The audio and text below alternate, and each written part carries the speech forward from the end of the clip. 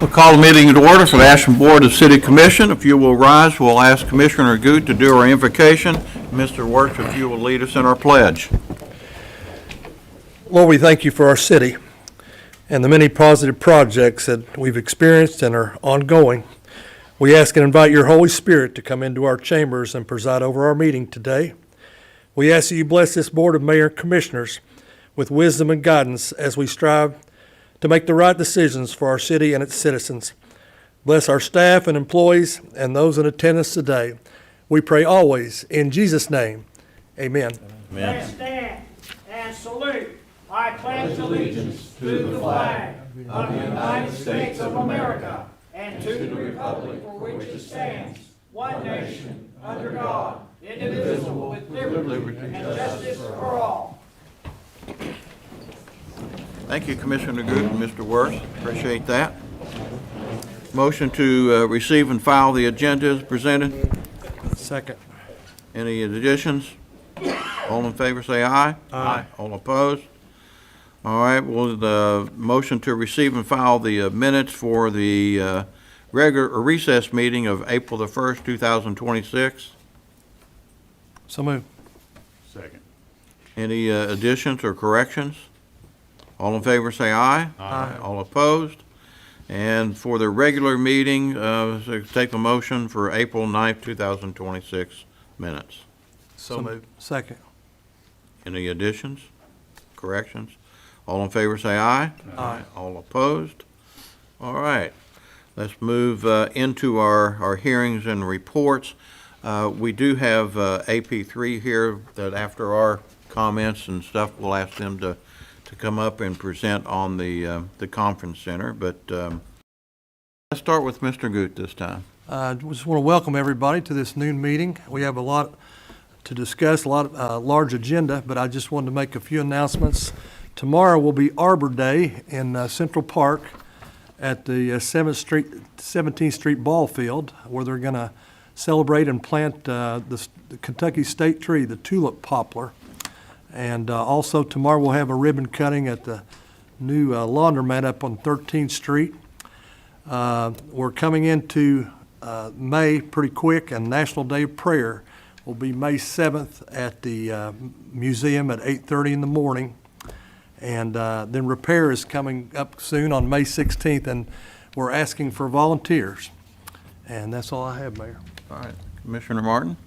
Well, welcome to our meeting. A couple things.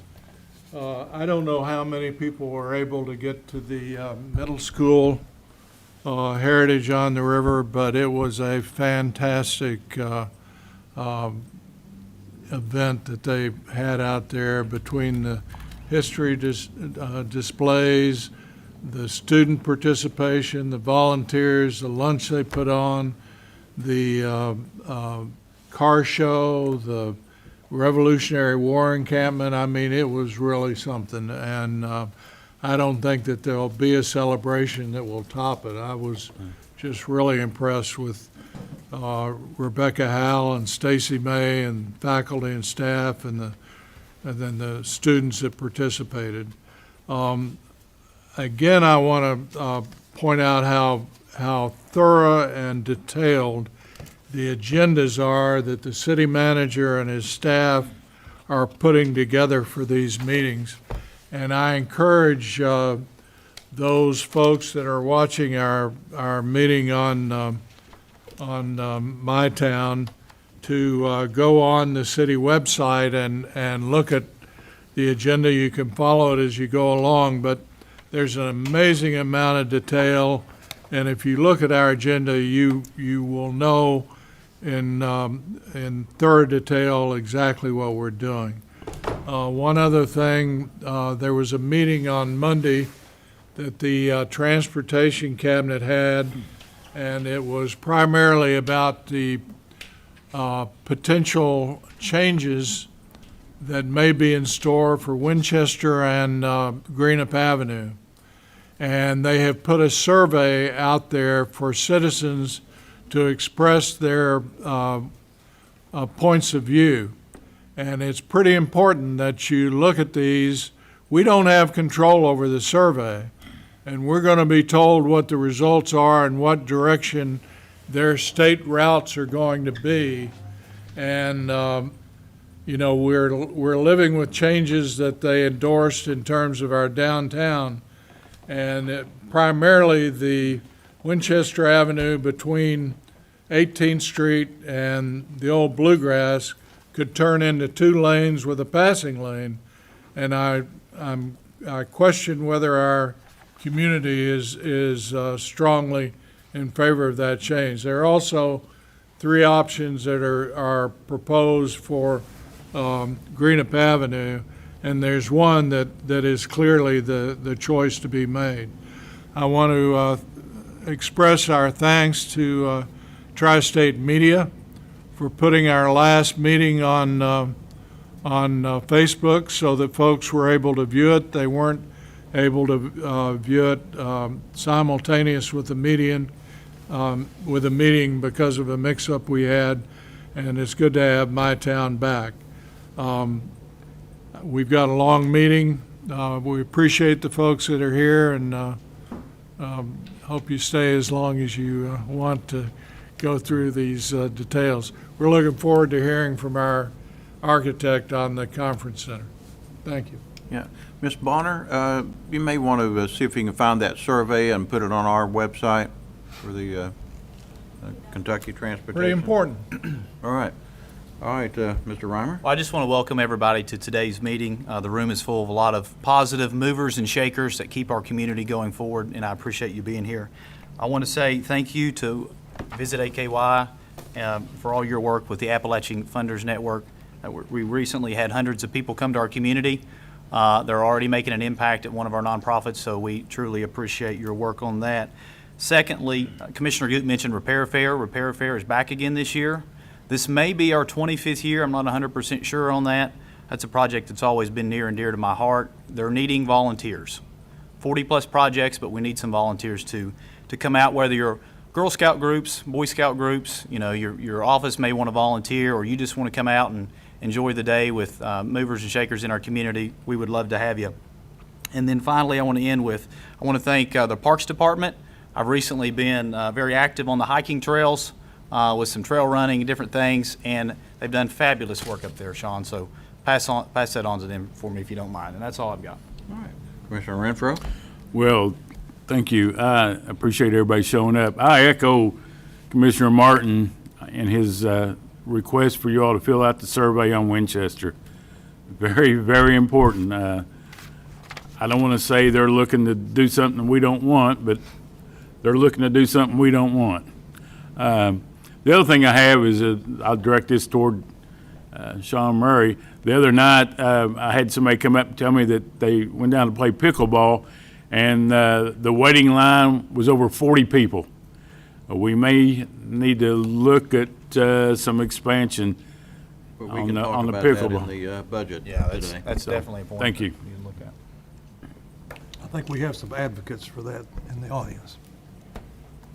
I want to join in thanking Visit Ashland. You did a super job on the funding group that were here, and it was very positive for our community. Thank you very much. And we're looking forward to what can come out of that. Absolutely. And you all have covered all my ground.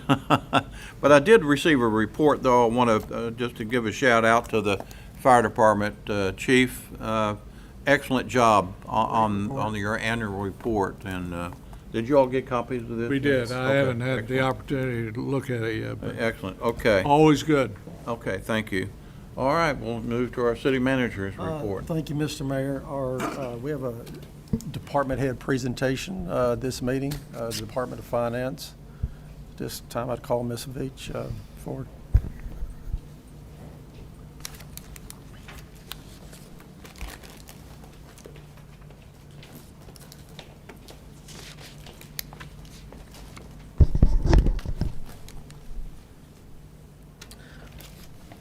Welcome, everyone. Thank you all for the opportunity to let me speak here today. We're going to speak some on the city's finances, our budget, and our finance team. Finance consists of various divisions. We have the utility cashier's office, who have an excellent staff that deals with probably 75% of the community that deals with the city deals with that area, and we're very proud of the job that they do. We have an administrative division, and we also are in charge of the Ashland bus system.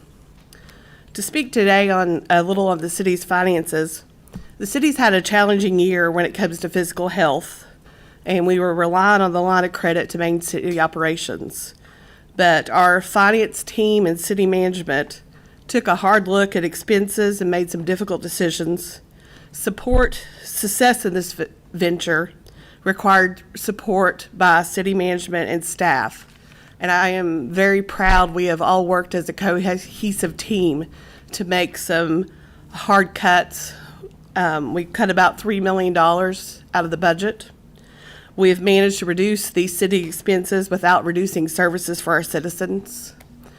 Fiscal responsibility in a city means managing our public's money carefully, transparently, and sustainably so we can meet today's needs without creating problems for the future. With this philosophy, we continue to analyze how we're spending our money and reducing expenses. We did this through personnel reduction, the IT team creation, elimination of some cell phone allowances, the city performing work instead of hiring outside people to do.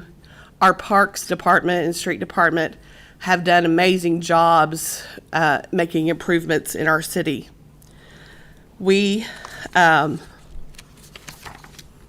Fiscal responsibility, this I want to talk a little bit what we have in today's budget. Balanced budgeting. It's very important that we do not spend more than we bring in over time. This proposed budget that we have is balanced. This budget is a smart use of our taxpayer dollars. We have prioritized our essential services and avoided any waste. We will continue to analyze additional areas for expense reduction. This budget is focused on a very important, we want to do exceptional essential services, providing clean streets, dependable sanitation, well-maintained infrastructure, public safety services, and reliable water and street sewer services. When this budget was put together, that was the focus of city management. This budget also supports parks, recreation, and activities for children. Something else that we have initiated this year is long-term planning. Each department has provided the Department of Finance a long-term capital plan. This plan will allow us to plan for larger capital projects. This allows us to be proactive in our budget to plan for larger expenses. We can now set aside money to pay for these items over multiple years without having to borrow. We also, an important part of this budget that we're presenting today is maintaining reserves, keeping savings for emergencies or economic downturns. This budget reinforces our commitment to strong financial stewardship. We are rebuilding our reserves in our major two primary funds, the general fund and utility fund, to encourage long-term financial stability. These economic stabilization have been established to prepare for uncertainty and protect essential services during challenging times. This budget, within 2.5 years, we will have 25% of our operating expenses in cash. We also have transparency and accountability. The Finance Department sends financial reports, a PAFR, to every citizen in Ashland to let them know where their dollars are being spent. We've done several public work sessions to discuss projects in open. We're providing more detail on agenda with physical notes and project summaries and putting our agenda on the website before the meeting. Before I wrap up, I want to recognize our finance team. Their diligence and commitment behind the scenes is what makes our financial report and this budget possible. We truly appreciate the effort and expertise they bring to supporting the city and its leadership. Thank you for everything you do. Anybody have any questions? To clarify, when you mentioned that we had an employee reduction, Yes. that was completely through attrition and not, we didn't let anybody go. The majority was through attrition. We did, one person chose to leave. Yeah, right. But yes, we've done that through attrition. There's more areas, I think, that we've not filled vacancies to save money. Correct. We are Clarify that. So we're trying to get off our reliance on the line of credit, which we have been off again, I think, for 3 weeks. And we're trying to plan for the city's future. Strong financial Go away. stability. Well, Thank you, Ms. Thank you. Veach. You have Appreciate a very that. effective team. Any other questions? All right, let's move into our report, and we have with us from AP3 Monica Sumner and Jake Scheimer. Monica, if you want to come and make your presentation, or Jake? You're going to start it? I'm going to start it. You don't want to hear me. She's going to get into the details. But thank you, Mayor and Commissioners, for having us. We're really excited. As you all can see, as you drive down the street, there's a little bit of activity going on down there. Can't be any more excited than we are, Jack. Good. For sure. Good. Well, as you see, the prior buildings have been demolished, and we are putting in the caisson starting next month, and we'll start going vertical in June. So we're pretty excited about that. Monica's going to go page by page on the site plan and floor plans. One of the things I want to mention about that is Venue Works, who's the operator, has been part of the design meetings from really last summer. And they've really talked about the circulation and really the engine of the conference center, which is the kitchen. The kitchen will be very critical in delivering good product for the conferences that Ashland will host. So it's real exciting. I'm going to let Monica take it over from here, but thank you for having us and letting us talk through this. Thank you. Thank you for being here. Thanks, Jake. Nice to be back with you today. We're going to take a look at a brief presentation. It can go 10 to 15 minutes or even longer. That's your choosing. I'm glad to stay and answer as many questions as you might have as we go through the product here that we're showing. Just to let you know, the design team, which is robust in experience and breadth and depth with these buildings, have been meeting for twice a week since July of last year. It has been very, very intense to meet the schedule, and that's all because we want to get you all open and booking events. That's what this is about. So with Venue Works at the table with us, helping with design decisions and so on, relative to delivering quality events to the people that want to come to this conference center. I believe bookings are going to begin fall-ish of 27. So that was our date we had to hit, and we've been working backwards, and it required an intense amount of work. And we are very glad to show you today where we are. This is the front rendering. This is not a photograph. This is a rendering that our team generated with computer design software to help show you what all of the materials are, the proportions, the colors, the sizes of everything, and so on. So you're seeing that there. If you recall, one of our early designs was hearkening to the steel of the bridges and the industrial history and tone of the city. And that's the black piece that you see there in the front. It's going to present itself like a bridge buttress, if you will. The rest of the building, we have a lot of glass for natural light inside. And then very typical materials around the building, concrete, stone, and that kind of thing. But I did just want to remind you that we did take great effort to have the building have some presence and familiarity and context to the downtown of Ashland. All right, that's looking from the other view as if you're standing across the street in front of the Paramount entrance. You see the just the tippy corner there of the Paramount in the view there on the right. We do have the buildings connected, and we'll see that in the plan momentarily, but there is a setback there. If you notice, the two fronts of the building, in other words, don't touch. there's a reveal or a setback there to allow the Paramount to stand as its own unique and magnificent structure, and then the complementary building of the conference center appears to be next door. So with that, we'll take a look at a site plan. The drawings that you're going to see today aren't super fancy and pretty from here on out. They are construction documents. We have laid a little bit of color on them to help explain things. But what you're looking at here, you see the streets labeled. We've got Winchester Avenue at the top of the page, for example. The Paramount and all of the other buildings on the site are to the left, and they are grayed out, and they...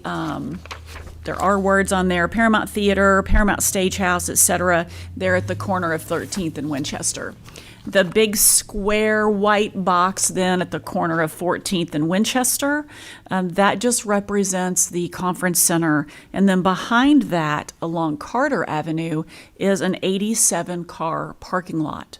The little patches of green are representing just some planting areas or green strips just to help define for your eye visually the distinction between the streets and the parking. So with 87 parking spaces, truck loading back there, delivery drop-off, plenty of accessible parking spaces and so on, that really fills out the site. There's not a lot of room left. We built edge to edge. So let's look at the floor plans. All right, I'm going to get your eyes oriented. To the top of the page would be Winchester Avenue. You will see to the left-hand side kind of a gray square. That is connecting the yellow-colored lobby of the conference center to the Paramount. That is a vestibule or breezeway type structure.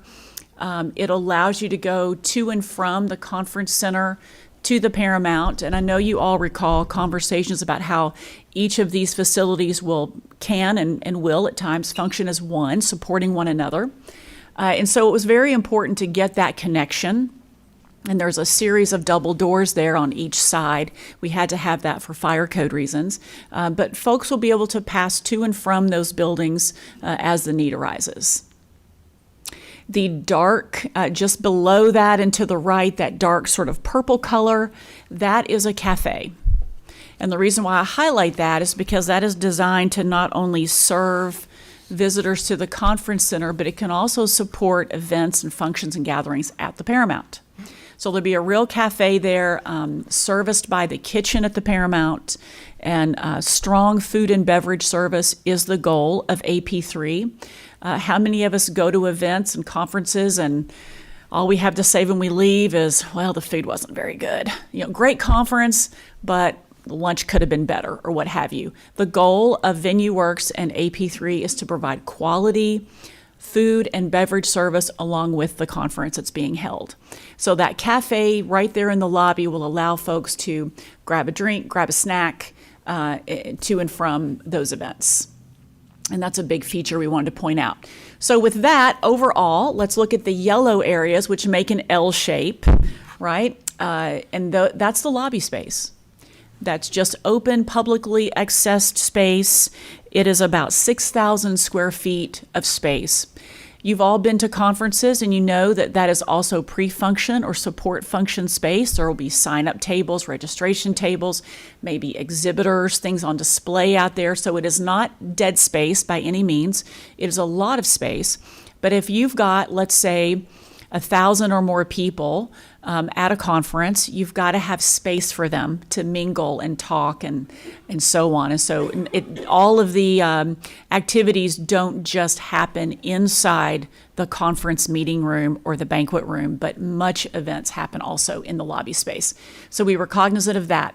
The top of the design there faces Winchester, and it is entirely glass with the steel structures present that I mentioned in the first view. So very connected to the street, very open to the street in terms of pedestrian activity and so on. All right, the large pink area right in the middle of the page are meeting rooms. They are, there's 4 of them that can be divided off, or it can be one large one, or 2 small ones and 1 medium size. In other words, it gives the conference user the purview to design the layout of those rooms however they need, or multiple things can get booked at once. There may be 2 or 3 different parties in the building at one time doing various meetings and whatnot, and that can happen. Each of those meeting rooms is 1,780 square feet, and the total meeting room space, if all of those pink areas were open as one, that is a 7,700 square foot meeting space. So nice and sizable, roomy, no columns in the middle of it, free span, an engineering feat, so everyone can enjoy a column-free space. Over to the right-hand side, sort of in the upper right-hand corner of that yellow space, you'll see 2 little black squares. That's an elevator and elevator service room. So there is an elevator. In the lobby along Winchester Avenue are 2 open exposed stairs. So folks can go from the bottom floor to the second floor freely with nice open stairs that again view out to the street. And so on. Then we've got the elevator. Just to the plan south of that elevator is an escalator. Again, we learned from VenueWorks and knowing our own experiences at conferences, when you're moving massive amounts of people, hundreds of people, from, say, a lunch keynote speaker event, and then the conference session happens within 10 minutes, you've got to move hundreds of people between levels very quickly, and an escalator is the most efficient way to do that. Of course, folks may choose to use the stair or even the elevator should they need or want to, but that escalator really puts this conference center at a higher level and makes it very, very marketable for VenueWorks. There is another pink room that you see there kind of isolated toward the bottom of the right-hand side of the page, and that is a meeting room. And it can be used for staff meetings and organizing. It can be used as a support room for the conference holder, maybe a work room for them, or it could just be rentable as a meeting space as well. And I do not have that square footage documented. I want to say that's in the neighborhood of 300 to 400 square feet. So kind of an average size meeting room, a little on the larger side of average for organizers to use or to be rented out for smaller meetings. Just to the right of that pink room, the yellow extends to the bottom of the page, and there's a lobby vestibule there, access point, that connects to that back parking lot. So we've got 87 cars that can park around back, and there's other parking opportunities on that side of the site. And if folks do park there, why then they don't have to walk all the way around to Winchester Avenue to get out of the rain or something and get in the building. They have access back there as well. And we've worked hard to make that attractive and approachable. So in other words, it won't just seem like the back door, but it will be just as nice going through that back door as it will the front door, which fronts Winchester Avenue. Those green areas or blue-green areas that you see, that is all back of house. There's various functions there from electrical and mechanical rooms to freight elevators. There are a few small offices, about 2,500 square foot of that is office, strictly for VenueWorks and security function and so on. So there's a back of house there, a receiving area, and so on. And there's access into each of those individual meeting rooms from back of house, so staff can serve food items, beverage items, or deliver goods and setup materials into those rooms as required. And then there is access, if you see where the yellow and the green connect, those are access points so that staff can circulate out into the lobbies and hallways for various setup and assistance needs and for janitorial. Back over to the left-hand side of the page, which adjoins the Paramount, there are some pinkish orange-colored rooms that are bathrooms. So large public restrooms accessible to the visitors of the conference center. And we also have located one small staff restroom and then a family restroom. For any participants here that may need assistance of someone, there would be availability for that type of space for them as well. All right, that pretty much sums up a high-level overview of the first floor. I can entertain questions or go on to the second floor. Go on up. All right, here we are. So on the second floor, you'll see the yellow L-shaped lobbies again, as mentioned in the first page. So that's sort of your orienter there, and that runs at the corner of Winchester and 14th Avenue. You can see along the front wall or the top of the page there, those large open stairways are showing themselves. We still have an elevator to the right, and below that an escalator. So that gets you oriented in terms of circulation. When you land on this floor, which is the second floor, that is what we're calling the ballroom.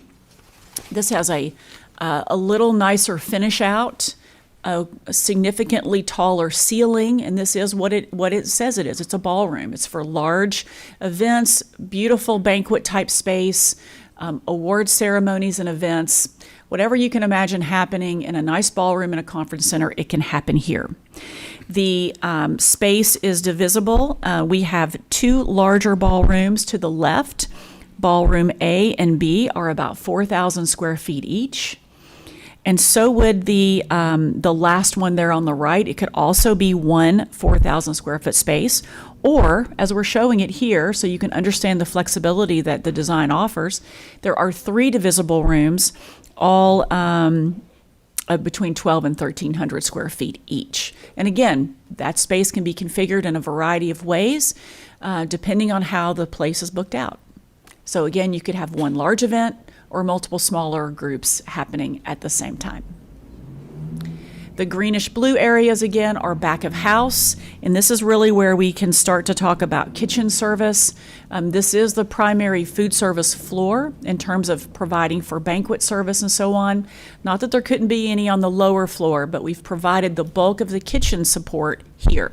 Should there be food service and beverage service needed on the first floor, staff would prepare those things on this floor, put them on a cart, roll it down in the freight elevator, and distribute accordingly. So we have, I do want to point out just to the south of Ballroom A, which is the one on the left, you'll see sort of a pink and white box. There's another one under Ballroom B.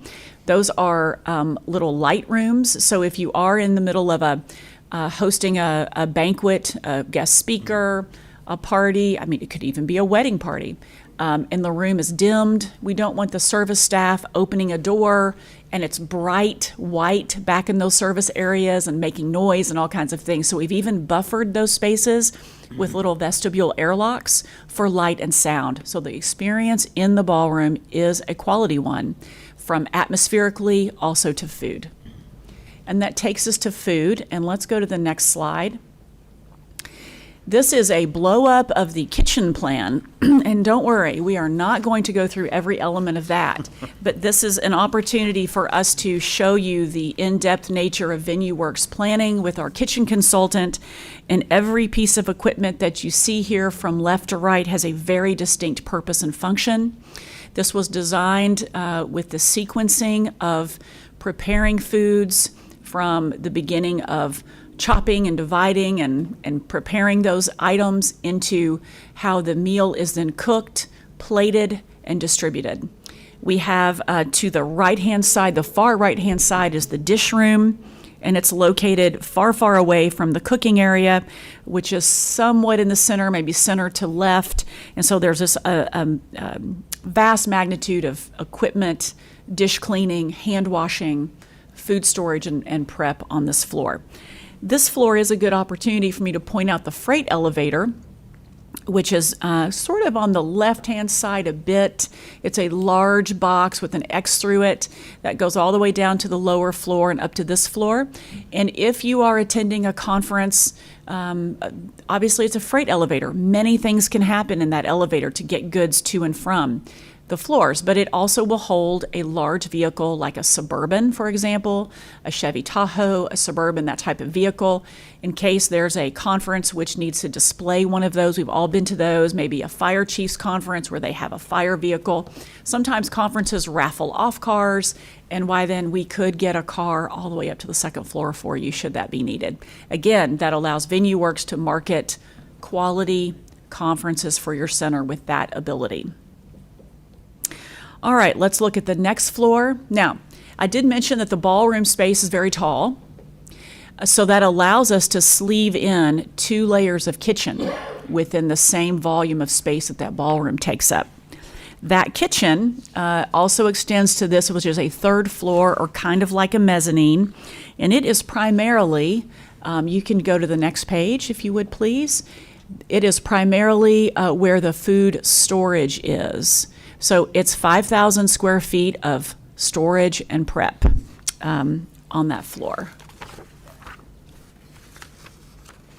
And you're seeing a stairway on the right, various things. Let's see. Yep, I think I've covered it there. Just want to make sure I cover all my elements here that I think are important to point out. The freight elevator, yes. Exit stairs. We do have a small break room in the lower right-hand corner, just for the staff here to take a moment and get off their feet. It's hard work working a conference, so we wanted to give them a little bit of space as well. The boiler room is on this floor. There's dry storage, freezer storage, cool storage all along that back wall. So the kitchen is very, very intense, as you're seeing for yourselves. And that wraps up the items that I felt necessary to share, and be glad to entertain more questions. And I don't think we have a picture of it, but the back of the building for load-in. Yes. And how it's going to work with the Paramount and the conference center. Yes. And how that angles in. I think, you all have the Could you go detailed back to the site copies of plan, that, please? But that would be where you'd load in the car or a boat or, yeah. So here's a site plan on the screen, and you'll see a light gray hatched straight line running left to right, directly in between the conference center and the parking lot. If you can all lay eyes on that. If I had a pointer, I would point to it for you, but I'm not tall. I can't reach that. But that is the truck loading area. So trucks will be able to enter off of 14th Street. The Paramount loading dock is still accessible, both of their loading doors. And then likewise, if you would go to the first floor plan now, which is the next one, and then the conference center. There we go. Thank you. There's this weird shaped little appendage coming down off the lower left-hand side in that blue-green color. Everyone see that? It's angled there because of the fire separation we had to design to keep the building a certain distance away from the Paramount. So that was all to meet the code requirement for that. So that's why you see that little clipped off corner. But then on the right-hand side of that clipped off corner is a straight piece, and that is the loading dock for the Paramount. So the loading lane will be shared.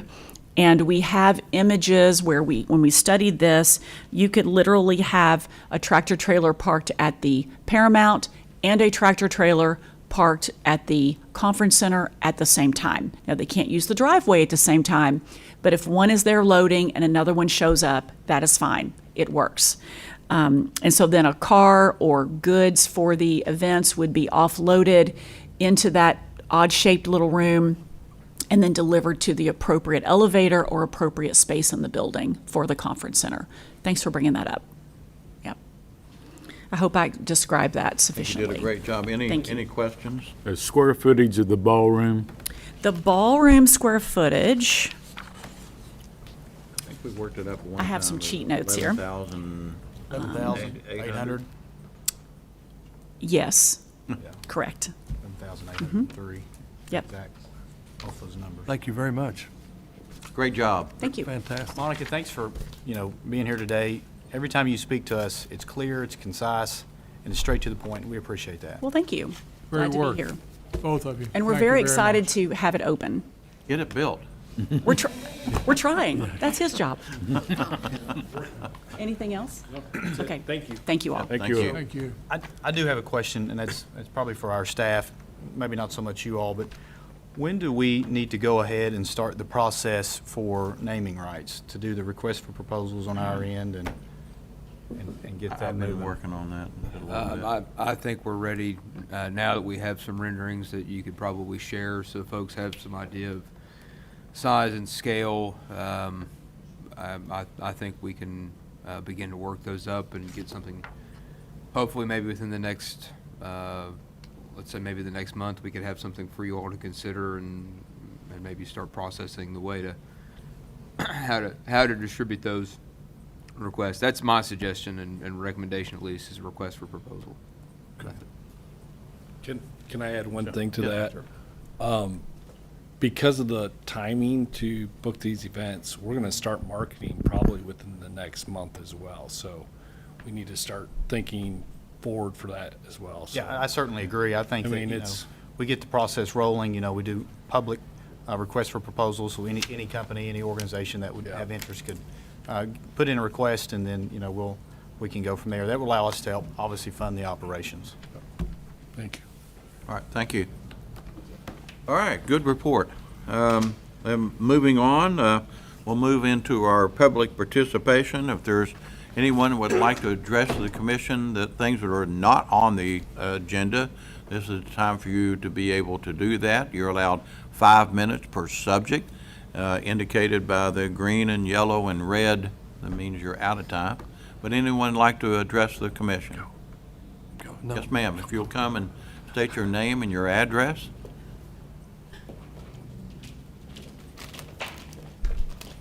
Well, I am Celeste Coons, and I'm the Executive Director of Visit AKY. And I did want to, this is one of my colleagues, it's Adam Hedrick. He's the president of Ashland in Motion. But I truly wanted to tell you all a little bit about the Appalachia Funders Network from last week and some really cool things that have come from it. The biggest thing that I wanted to share with you guys is the executive director of Appalachia Funders Network had a post, and I just wanted to share a little bit of it with you because it actually made last week worth everything, and talking about convention centers and all the conferences and things that we can do. But it says, because what we became clear is the real infrastructure of this region isn't just financial, it's relational. It's the networks of trust, mutuality, and shared purpose that allow us to weather storms and still find one another when it matters most. And Ashland showed us exactly what that looks like. With such generosity and pride, the community welcomed us in a way that made us feel more than hospitality. It felt like a reminder of who we are, what we carry, and what's possible when a place shows itself fully. More soon, but for now, just know there's deep gratitude and renewed sense of what we can build together. And I thought, that's a great way for him to leave us with that thought that we did a really good job. And I have to say, I'm very, very grateful for the city and how you showed up, for Michelle, for how she helped with the buses to make sure these people got around to see what we have here. I am very honored and blessed by that. We are going to focus a little bit more on the filling up of the convention center and conferences, and after I saw what we could do, the sky is pretty much the limit for us now. And the amount of good that we've seen come of it thus far is amazing. What Daryl's seen at the CB Knuckles Museum is amazing. He's excited. But there'll be more to come from this. And they've offered me to apply for being a vanguard leader for the League of Cities in Chicago. They choose 40 cities out of the country, and they have a conference in Chicago to talk about how we make tourism equitable and how we can be equitable to our city. So I'm super excited about that. But I just wanted to also be able to introduce you to Adam Hedrick, who is over Ashland in Motion, and he just wanted to approach and say hello. You can just come say hello, sir. Hello, everyone. Thank you for your time. Just wanted to approach and say hello and properly introduce myself to everyone as the president of Ashland in Motion in regards to what we do with the community. And yeah, it's kind of never I got a chance to properly introduce myself to everybody, so I want to do that real quick. Thank you for your time. Appreciate it. Thank you. Thank you, Ms. Coons. Appreciate that. Thank you, Ms. Hedrick. All right, anyone else like to address the commission? Come right Yes, up. sir. If you'll come to the podium and state your name and your address.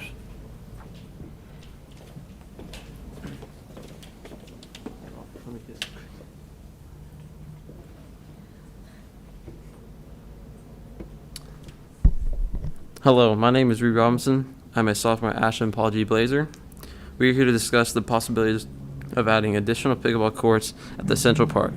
Our short-term goal is converting the 2 current tennis courts to pickleball courts, with adding more in the future. 50 to 70 middle school and high school students are there on any given night from all the local schools.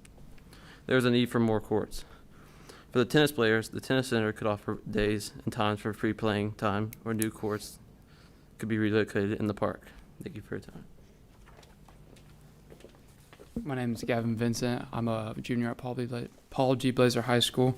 I find myself at the pickleball courts about 6 out of the 7 days in a week, and every single night I'm there, I look to my left at the entrance. There's multiple people leaving because the courts are filled. Sometimes it takes 20 to 30 minutes to play a game, and it's not even guaranteed at that. You can spend hours and do nothing there. So from the addition of 4 new pickleball courts, I think it would majorly increase the availability of playing and getting more people to visit our community. I've met tons of people from West Virginia, Ohio, from 80 to 8 years old. People come and play every day, and I think the addition of 4 new pickleball courts would majorly increase attraction and our community. Thank you for your time. Well, we appreciate both of you coming and supporting that project, and we're kind of all over that. We understand the need and the want, so we're working on that. Thank you. Yes, I sir. just want to say, I had no idea you were coming today, so my opening statement was not from you all. Yeah. It was somebody I was talking to last night playing trivia, but evidently they knew what they were talking about as well as you all. Good job, guys. I want Thank you, guys. to thank you guys for Come coming. back sometime. Gavin and Reed, and I'm down at the pickleball courts regularly. I was there last night. There's over 100 people 100 kids at the pickleball courts. And this is 8:30 at night on a Wednesday night. And so we see the need and we're working on it. Thank you for coming. I want you to take my place in about 20 years. Yes, sir. If you want to come to the podium and state your name and your address, sir. Hello, my name is Andre Nelson. I live on 824 Montgomery Avenue.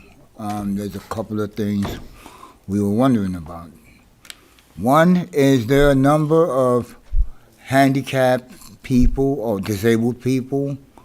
And there's a particular person who likes taking up all the parking spaces. So we was wondering if we can get any kind of handicap parking on one side of the street. The other thing is, there's a lot of speeding up and down that block. Again, there's elderly, children, and animals. Came to an incident even the year before last that the certain person that was speeding decided to say, screw everybody, just don't come on my property. We was wondering if they could put some kind of speed bumps over there. It's right between the pool and the shopping mall area. What street are you talking about? Montgomery. Montgomery? Yeah. What's your address? I'm on 824. 824. So. And when they come around that corner, they speed. That's down by the mall. Yeah. It's a little bit up. You know where the pool is at? Behind Unity Square. What's Unity Yeah, Square yeah. now? It is. Is that right? Yeah. Is that a one-way street? It's a two-way, but these particular people get to the corner and just jet through there as fast as they can. There's a lot of kids, more kids than there used to be, and there's a lot more people that's disabled, like myself, my neighbors, and they also have a dog that the same people that if somebody says something, they let the dogs out. It's a pit bull that they let out at night.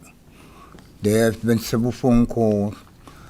People call, kind of regulate me as the block captain, so I talk to these people.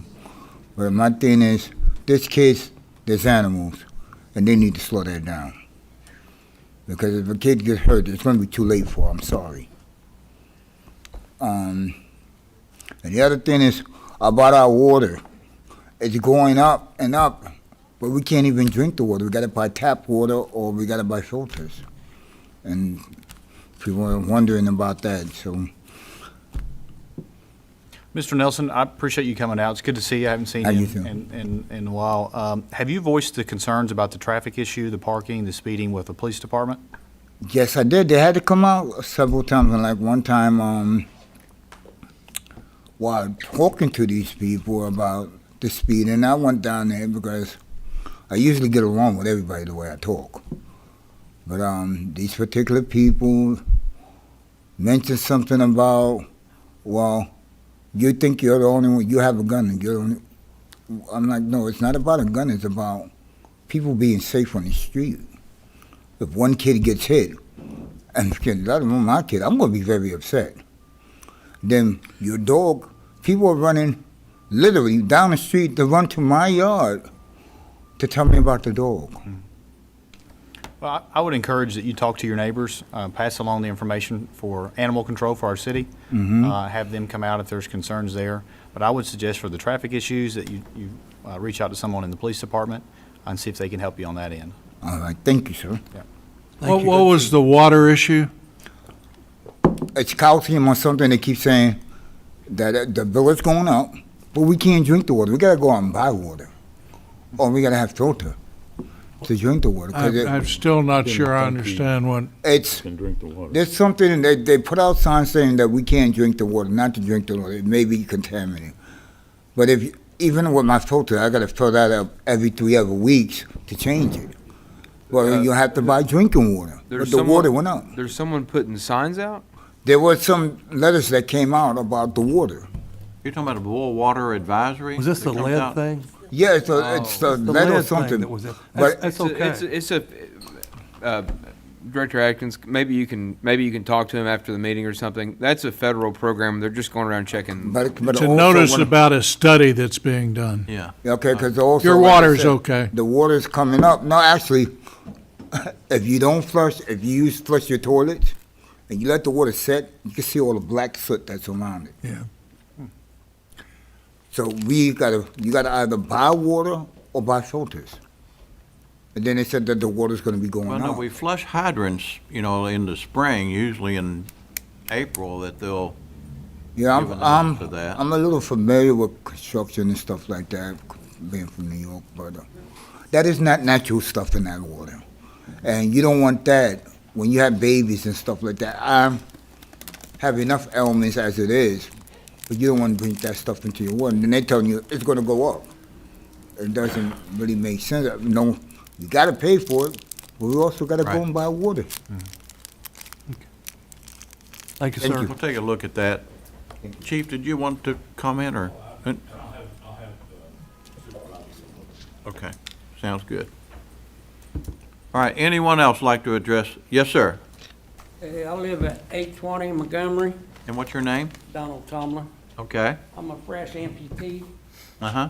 I either gotta go all the way down to one side to get on the road to get in my car, or all the way down to the other side. I called Ashland, I think it was 2 weeks ago, to talk to him about putting a dip in the sidewalk so I can roll my wheelchair straight to the car. And, they said they'd get somebody out to assess the situation. Still nothing. Well, I guess we'll have to throw that to you and take a look at it, I guess? Yes. And let us know? Okay, we're on it. All right, thank you. Thanks for being here, guys. Thank you. Appreciate you guys. Anyone else? All right, hearing none, let's move into our old business. Mr. Wheeler, item A. Second reading and final adoption of an ordinance entitled, An Ordinance of the City of Ashland, Kentucky, amending the zoning map of the official zoning ordinance of the City of Ashland, number 101, series of 1986, as previously amended, by changing the zoning classification of property known and referred to as the Rosebud Mobile Home Park located at 2401 Beach Street from R6 Single Family Residential Medium Density to PUD Planned Unit Development. So moved. Second. All right, gentlemen, would you want to make a comment or anything? We have our developers with us. Absolutely, love to. Brian Lubeck, just wanted to quickly thank you all, the commission, for the consideration and the approval. Catherine at the city planning and zoning has been great to work with, and everybody's been very receptive, and it's made this process very easy. And we are going to be advocates for this committee and everybody else, letting them know that this stuff is happening and there's good opportunity for growth in this town, and we're excited to be a part of it. And we just want to thank you all, my partner here and I, and we're going to do our best to bring some really nice new housing to the town. Well, we're excited to see We're what you excited do for you. out there. We appreciate it. Thank you, guys, everybody. Thank you, and appreciate your investment in that Ashland. All in favor, say aye. Aye. All opposed? All right, we'll move into our consent agenda. A resolution of the City of Ashland, Kentucky adopting, authorizing, and approving the course of action presented by the city manager on the items appearing on the consent agenda for the regular meeting of the Board of City Commissioners of April 23rd, 2026. So moved. Second. Second, any discussion? Yeah. Let's see.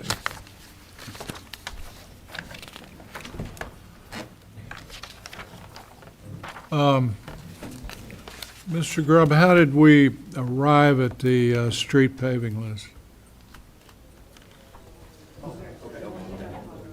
We got, I think Barry's coming up front. Okay. Yeah. I mean, in the past, we'd circulate a list and folks could kind of add to or subtract from. This is the first I've seen of the list.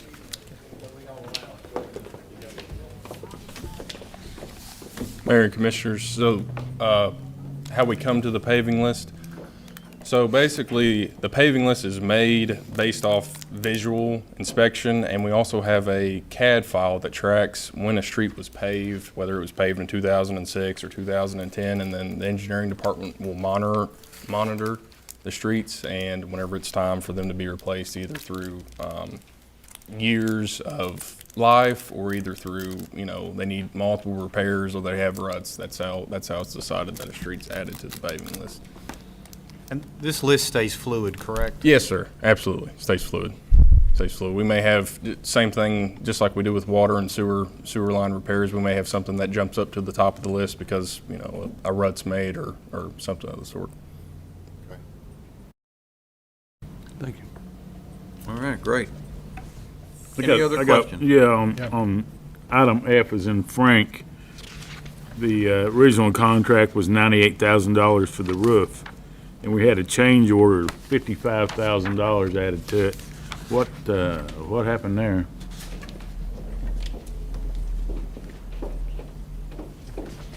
On item F, F. Yeah. F as in please. Frank. I can give you an answer on that. All right. So on that one, what happened is we went out for bid and they put the bid in. Once, after the bids were approved and the contractor went to inspect the building, they realized that it was not constructed to the way we thought. There was no decking over the purlins. And so without that decking, it requires a different type of installation. And it actually would not be cheaper to install decking. I asked Jacob that, and they said, no, it would not be cheaper to install decking, but because the decking was not there, it changed the type of installation that necessitated the change order. And we did confirm with HUD that a change order was sufficient. They did not need us to rebid that, even though it was a significant price increase.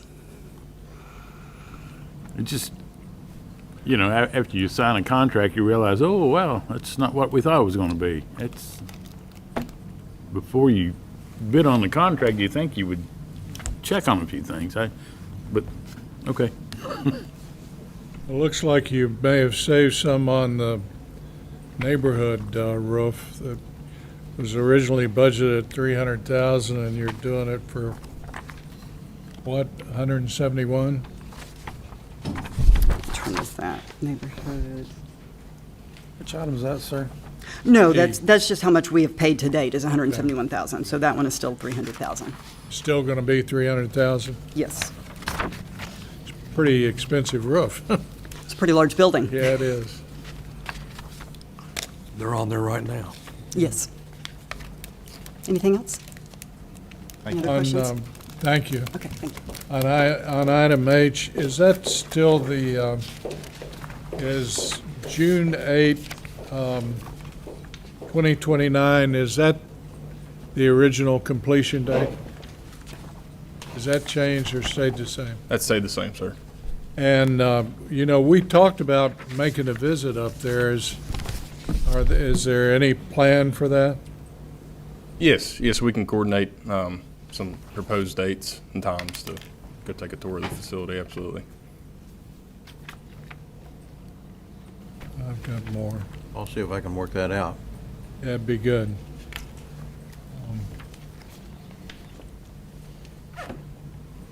Hold on.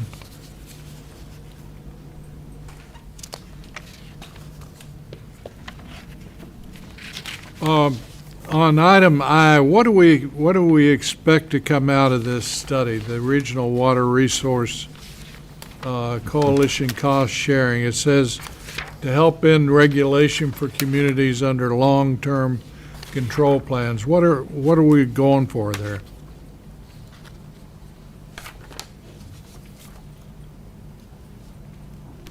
You know, we've got a lot of studies going on. It's hard to. So I'll make an attempt to cover for Mr. Hall. He's out today. He's so had surgery. Right. Yes, sir. So I'll make an attempt of what I've come up with. This is something that I'm not extremely familiar with. I've dug into it a little bit. Cut you some slack. Thanks, sir. So from what I've been able to interpret, it's collectively scheduled meetings where members of the coalition, which has been SD1, Louisville MSD, Paducah, Ashland, Maysville, Henderson, and the city of Frankfort. I believe we've pretty much come together and we've collectively hired a firm to keep in touch with the Kentucky Energy and Environmental Cabinet to discuss regulatory approaches to terminating long-term control plans and other similar issues. So I think it's to keep up with the legislature and, you know, things that are coming down the pipe for us to stay on top of them and also to be able to voice our opinions collectively as a group on, you know, well, maybe we agree with that or we don't agree with that, and then they take that into consideration. This is something that I didn't immediately recognize it, Director Adkins, so thank you for, you refresh my recollection for sure. This is something I believe Director Hall brought to us last year, and you've basically covered it. This is part of a large group of utility companies, or I think they're all municipalities, but to try to limit the application of these long-term control plans that, you know, at least with respect to the city, have been very costly over the last, I don't know, 20 years. How long have we been under a long-term control plan? Seems like it's been forever. It's been at least 20 years. Culminated in a needed but very expensive new sewer plant. So, in an effort to try to reduce some of those implications, that's what this coalition is. That we were asked to join the coalition. This was not something that the city of Ashland started. I believe Director Hall was contacted I think it was late last year by a group that wanted to contract with I can't remember exactly what it was. So we've created a lobbyist to lobby General. That's what I was getting ready to ask. Would they act as a lobbyist? This was ordinance number 64 of 2025. So and Strand Associates was involved. Strand Associates and the law firm of English, Lucas, Priest, and Owsley regarding regulatory approaches to terminating long-term control plans with the Kentucky Energy and Environmental Cabinet. And there was a contract that we entered at that time, a memorandum of understanding, agreeing that the city would be a member of as a member of the CSO coalition, would agree to the terms and conditions, along with Strand hiring that firm that I just cited. Thank you, Mr. Wheeler.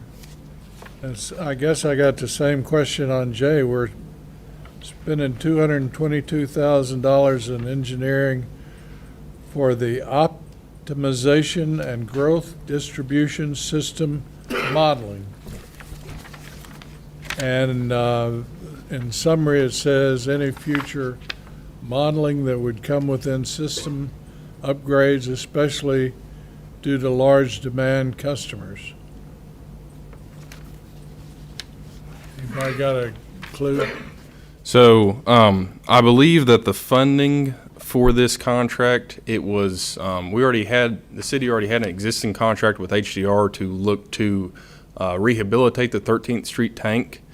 And it was determined maybe some point last year or the year previous that 13th Street tank rehab really wasn't feasible, wasn't needed right now. So the funds were reallocated to do system modeling and in specific in areas like East Park, what it would take to push more water out to East Park. So I think the funds were reallocated to do system modeling and investigations into that.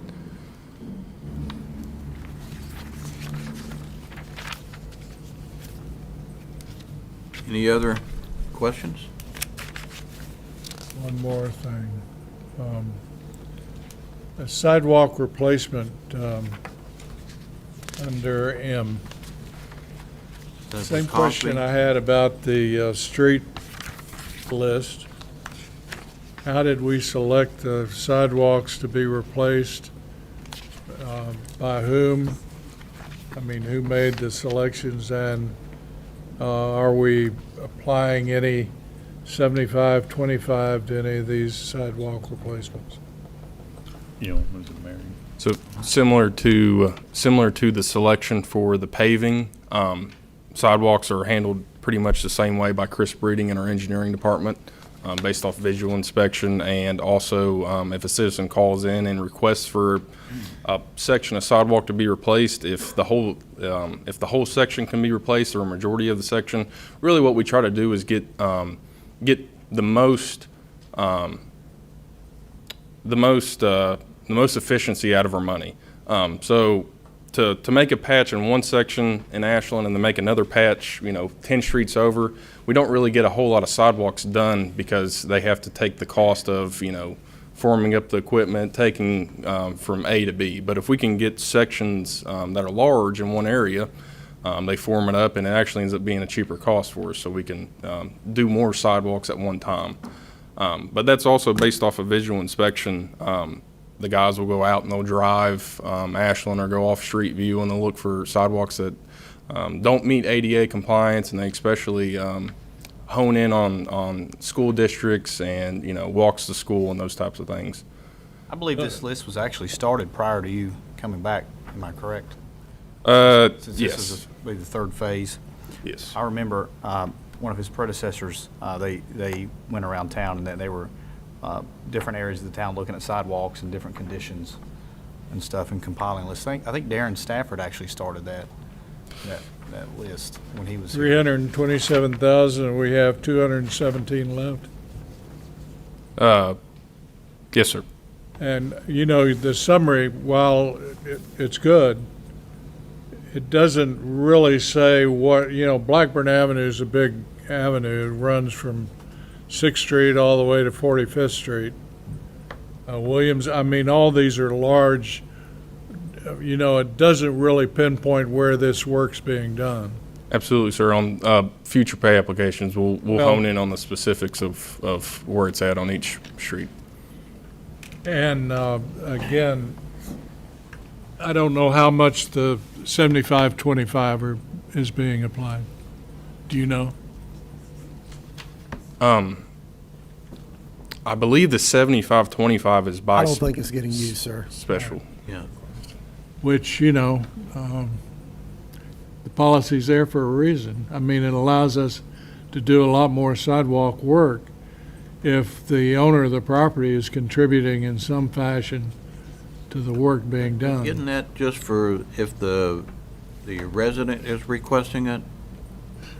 I've heard that spin. I never knew it to be the case. I'm asking, I don't know. No, I'm just saying. We'll I pull heard the that. ordinance and we'll send it out to the commission so that, I'm not sure off Gotcha. hand. But we'll pull the actual ordinance and send it out so you can That review it. program has not been used in about 7 years. Mr. We've Gracie. just been doing They've sidewalk. just been doing sidewalks. We budgeted some for this year, 5,000. Michelle, do you recall previously, before 7 years? I wonder what the 7 property years owner- had anything to do with. Something comes to my mind in terms of the 7 years.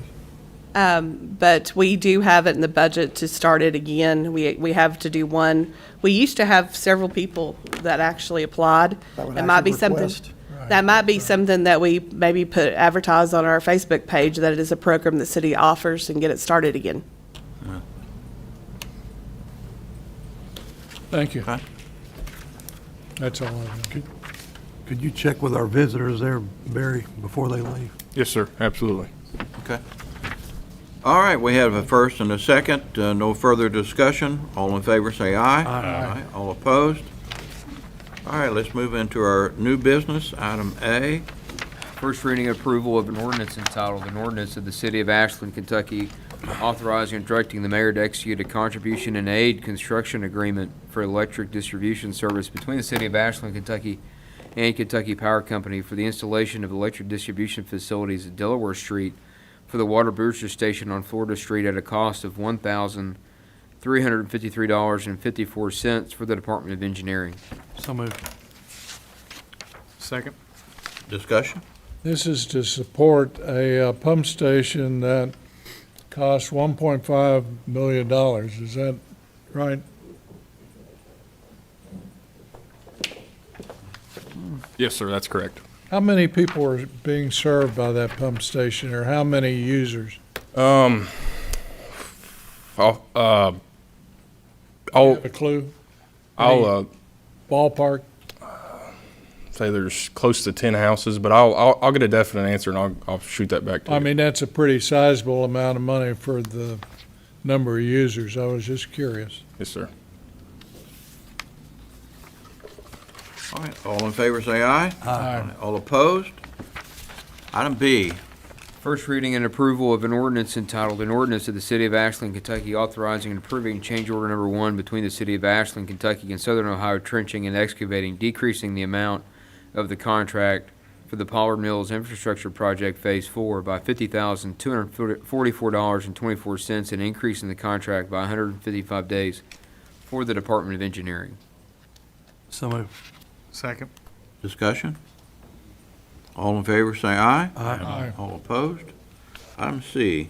First reading and approval of an ordinance entitled, an ordinance of the City of Ashland, Kentucky, authorizing and directing the mayor to execute an agreement between the City of Ashland, Kentucky and Advantage Plus Realty LLC for the purchase of property located at 1540 Carter Avenue by the City of Ashland in the amount of $175,000 and authorizing the mayor to execute any and all documents associated with and/or necessary to complete said purchase of real property.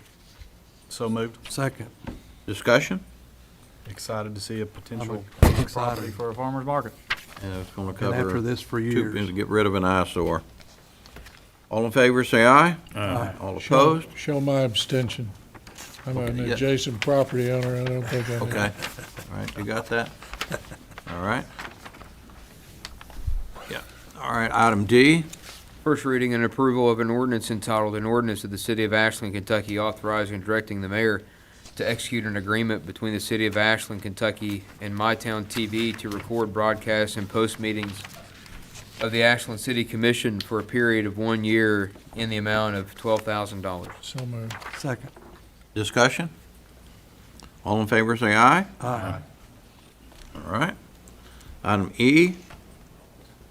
Reading and adoption of a municipal order entitled, a municipal order of the City of Ashland, Kentucky, authorizing the Ashland Police Department to apply for membership in the Bluegrass and Central Kentucky Unified Police Protection System backups, and if approved, authorizing the mayor and chief of police to execute an interlocal agreement and/or any other documents authorizing the participation of the Ashland Police Department in the Bluegrass and Central Kentucky Unified Police Protection System backups. So moved. Second. Second. Chief, can you explain this just a little bit more? I mean, the jurisdiction all the way into the Bluegrass, the Central, and Yes, sir. This program's been in place since about 2014. It started with a few Central Kentucky agencies in around Scott County and those particular counties around Lexington, and felt that they needed to support each other, maybe in high visibility events or strategic activities or just working cases where they're all close together. In the initial plan, we looked at it, and it just did not benefit us at that point in time.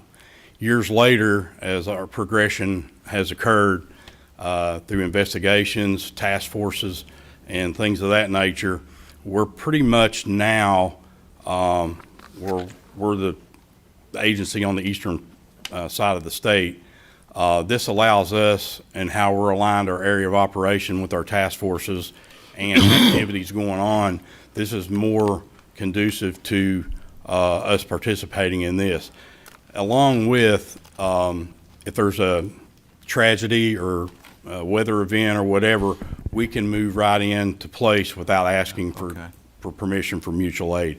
The agreement that we're signing off on is agencies that already pre-planned, pre-designated who they can call and come straight in to help, and vice versa.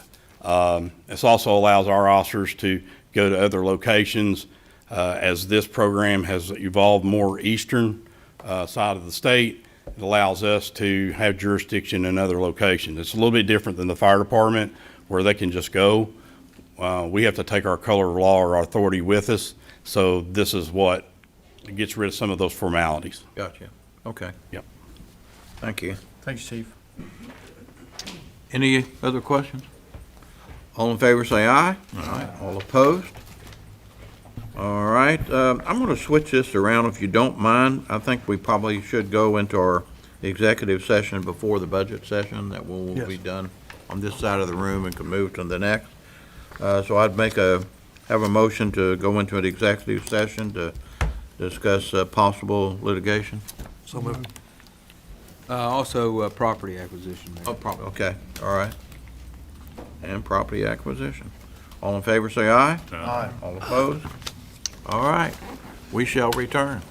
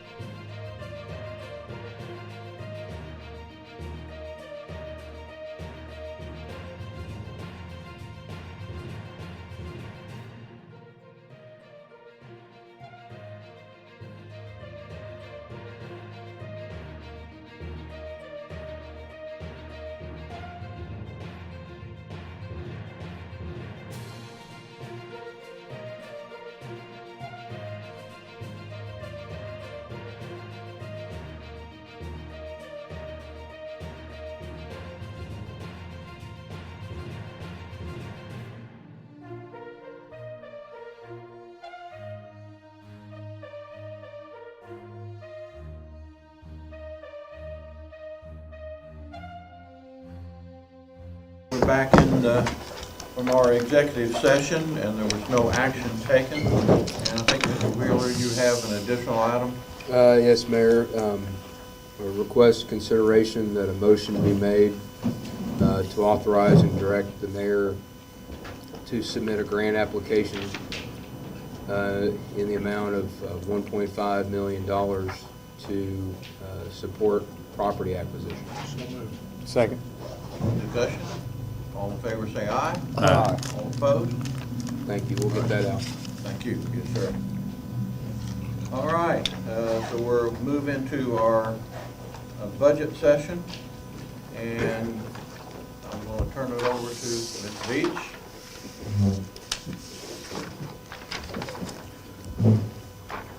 During the original budget, we said that we would offer AIM to come in and speak on dues and publications in the general fund.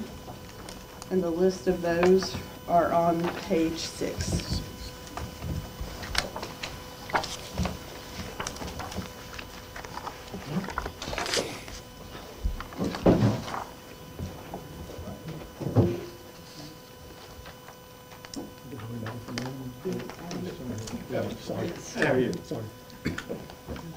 Adam, would you like to get up and speak on behalf of Ashland Motion? Yes. Okay. On behalf of Ashland Motion, just want to say thank you all for having us here and let me talk. Currently, right now, in our current budget we have, we are set up to go through towards the first two First Fridays of this year, of the May and June one. So we kind of been backed up after we missed receiving funding a couple of years ago. And so I was here to request $70,000 make up for that year, for this current year, in order to continue providing events for downtown Ashland. They, the contribution is normally $35,000. Ashland, Visit AKY was going to do the events, but their board voted for them not to participate. And AIM is going to take over the events. So I would suggest to put this money in contingency to allow you all time to give us a project budget on which events you're going to do, to show where the money is being spent. Yeah, so that's the problem that we've got. We don't have any idea of where the money goes. You know, no budget, no explanation, you know, that's what we need. Okay. If you can get that to us before our next commission meeting, we can give it to the board for consideration. And where would you like that dropped off or sent? If you can send it, you can send everything to me, and if you have any questions, feel free to call me, and we'll work through. That's what I did with Celeste, to come up with what events are going to be done and the approximate cost of each. Okay, awesome, yeah. Awesome. Okay. You Yeah, got my pretty, I email? mean, it doesn't need to be elaborate, just an explanation where it goes. Where the money goes and what it's being spent on, exactly. Yes. Yeah. Right. So it seems like a fair ask. Yes. I think, yeah, that's fair. So when we do the budget ordinance, we'll have that money in contingency, and then you all can make the consideration of, you know, how much you want to give. Well, with that being said, can we visit AKY or visit AKY and look at their proposal? So, Her proposal, as far as I knew, was to provide the events, and if she had any special events, she was going to come to you all. okay. And we can take those on the individual circumstances. Yes. The December proposal that I submitted was for things like Infinity Con, like the events that we had last week, any kind of conference or conventions. That's kind of what that was broken down into. We had a prior, agreement that AIM would subcontract Visit Ashland to do the events. The board voted on us being able to go strictly into just tourism, especially since what happened last week was so amazingly great, and knowing that we're able to go out and sell that to the rest of the world and bring them in and bring everybody else's dollars in. That's the long and the short of why. Can you also submit to the board any special events that you want to do? I know you do not have the payroll costs now since you're not doing this event. So what you gave me at the $120,000 has obviously changed. Right, 100%. And I do have mentioned I don't want to lose, or this one won't be with me anymore. So, there's only 2 of us going to be in the office now, which that also kind of ties up what we can and can't do to make sure that we're able to get out and do what's needed and go to our marketing colleges and trade shows. So I'll submit and go ahead and readjust based upon what we're looking at now and submit that. I can do that tomorrow.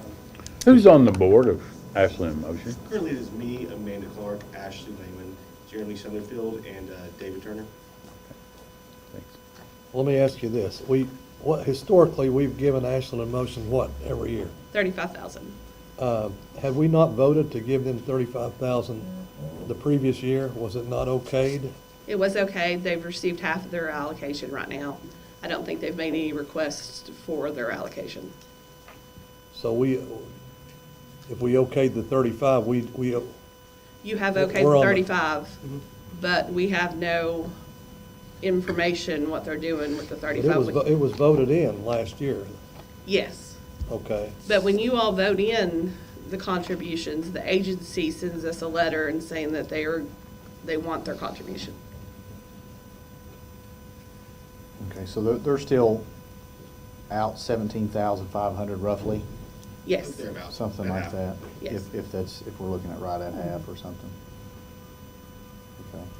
And for them to request that, they would just need to submit Is to submit a request. for us. And, something to show us what they've spent this money on. If that's the case, then would you wouldn't need the $35,000 from previous year, correct? That's currently, we're still paying off things from that previous year. So currently, that's what we were hoping for. That's what I was sitting here to ask for. Okay. Exactly. So that previous year, is that for calendar year 2025? Yes. No. No, that just meant that they previously year, what they used, they got 35,000 in previous years. It was 22 or 23, I think. You didn't get the money. I haven't looked at that. It was 23. Full disclosure, it was not a year that I was actually here, so. Okay. And the events that or the things you're still paying off. I mean, we have no information whatsoever what you all have ever spent the money on. Okay. So Yeah. it's something itemized essentially, like Yeah. where this went and how it's. Yes. Which I, of course, can do. I mean, that's something that I'm. And what the remaining monies are going to be used for? Okay, currently remaining in the account is $7,795.44, with $5,000 was given to us by Fidelity to be allocated to America 250. And I think there's a request from Visit Ashland to purchase some stuff Yeah. at this Yeah, point. we talked about it this morning, being able to get it to me so we can go ahead and order Uncle Sam and the materials for Elias to get started. So. Yeah, I don't think anybody on this board wants to see any downtown event eliminated. Oh, yeah. Or We wanna see it not go to happen. forward. We want to see it go forward and continue to grow, because there's successful events that bring thousands of people to our town. It's something that, we still want to support and make that happen. So yeah, I will be as cooperative as possible on my end to make sure they happen too. Well, I'd encourage you, moving forward to have presentation here at the meetings, Awesome. commission meetings, and you don't have to come to every one, but if you maybe come once a quarter and give us an update of what's going on so we'll know. Just know, here's where things are going, here's where they're heading, here's where we're at. Have some accountability. Entirely, yes, sir. Very good. Excellent. Celeste, who's on your board? So Amanda Clark, Jeremy Sutherland, Vicki Rainey. Vicki was here with me earlier. She was, she had to go back. Catherine Lamp from Foundation of Tri-State, Lee Lasro from Van Antwerp, and Kara Shockley from the hotel. We have another member that's Joe Abden. He is restaurants, but he's not been there in a few months. So we try to get back out to him. So we do have a spot for that, for restaurant piece, but that's number 4 today? Yeah, that's 6 of the 7, yeah. Can you repeat it for the Oh, clerk? sorry. Who did you say from restaurants? We Joe. don't, yeah, we had Joe Advin, who we had come back in December, and he hasn't been back since. So I'm not sure. He was representing hotels and motels. Oh, so he wasn't representing restaurants? Because he replaced Whitney Lowe and Michael Miller. and Sergio Garcia.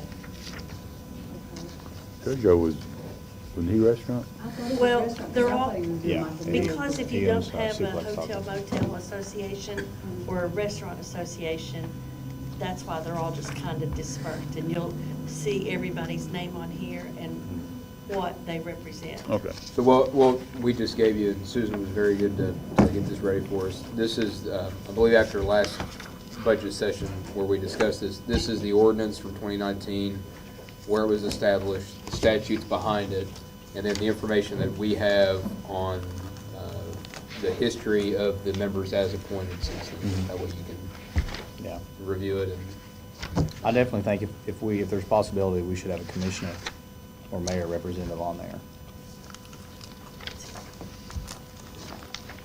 I know that there's a KRS statute where there's certain things that we do have to have. So Kara represents hotels because she's the sales director of the Delta. And I thought we needed the restaurant piece. That's not bad. So right now, just to kind of outline what we've got representing Ashland Hotels and Motels is Lee Lathrow, and her term is from March 14th, 2024 to March 13th, 2027. We've got Jeremy Sutherland representing Ashland Hotels and Motels. His term shows August 27, 2023 through August 26, 2026. We've got Joe Abden fulfilling an unexpired term from Michael Miller that expires on August 26, 2026, representing Ashland Hotels and Motels. We've got Catherine Lamp. She is representing Ashland Restaurants, August 27th, 2024, expiring August 26, 2027. Amanda Clark, representing Ashland Alliance / Chamber of Commerce. She's 2027. Well, she's 20, 8/26 of 2027. 8/26, 2027, okay. Kara Hedrick, she is an at-large representative. Her term expires August 26. She's expired, and so is Vicki Ray. She's expired, and then Vicki Ramey is also at-large, and she is expired. There's only allowed to be 2 at-large, which is not a resident of Ashland, I think is how it is. So that's why, even though Kara Hedrick is hotel, that's why she has to go over to the at-large because she doesn't live in Ashland. Okay. And then the statute behind it gives you the parameters of where the appointees go.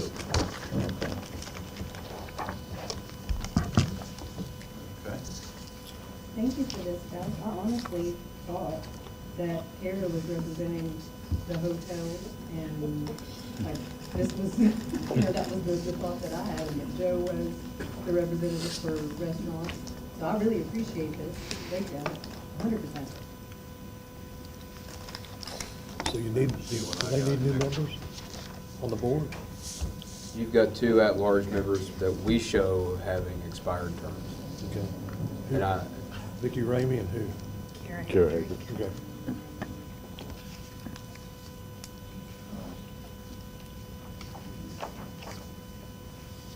me see if I can get that list that I've got in here.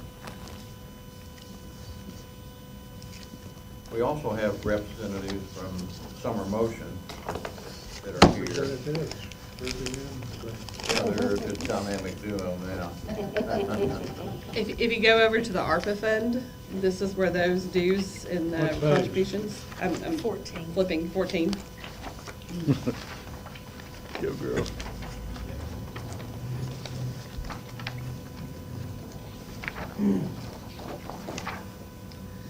We have proposed to give Pope Landing Days 45,000, and Summer Motion 70,000. It is in the ARPA fund because we were doing it out of our ARPA interest income.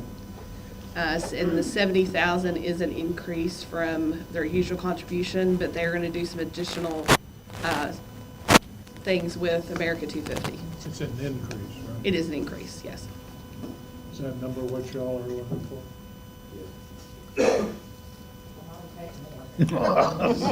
There you go. Taught her well. So,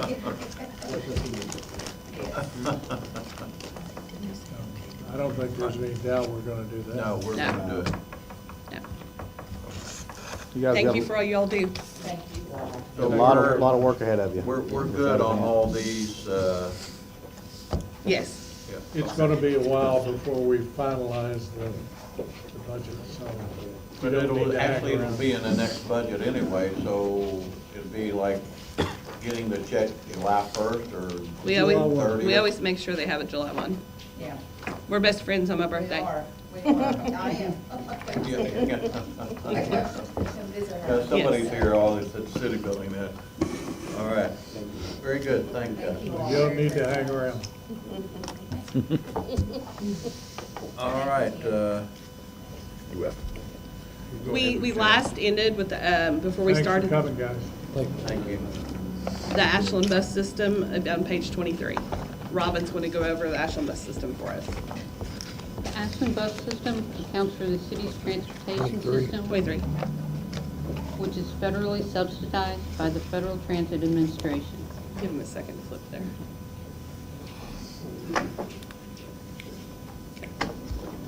Revenues are budgeted at 1.7 million, with the general fund funding 683,000.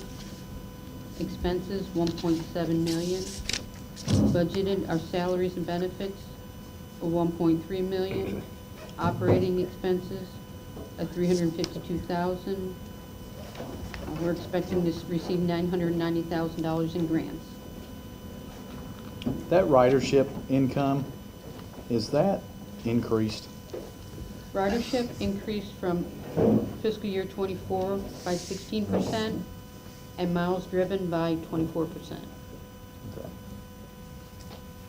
And the miles We're gonna driven. try to do some more marketing and stuff for the bus app and the, all that. market now, I think that's what's I mean, we can track and see how, if that is working, or if that works, Yes.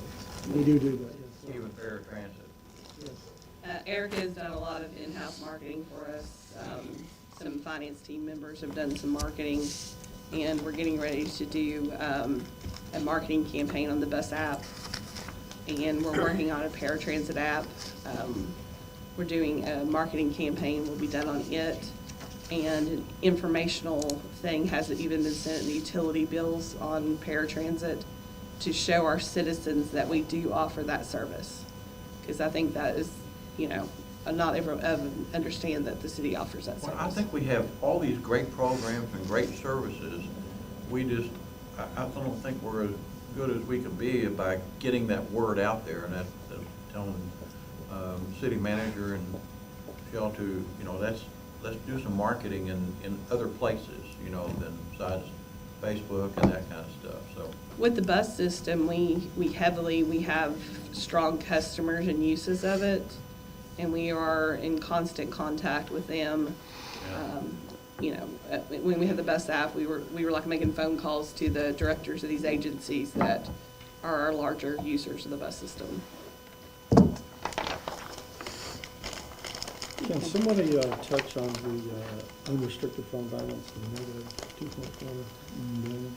The negative 2.4 million has to do with the state unfunded pension.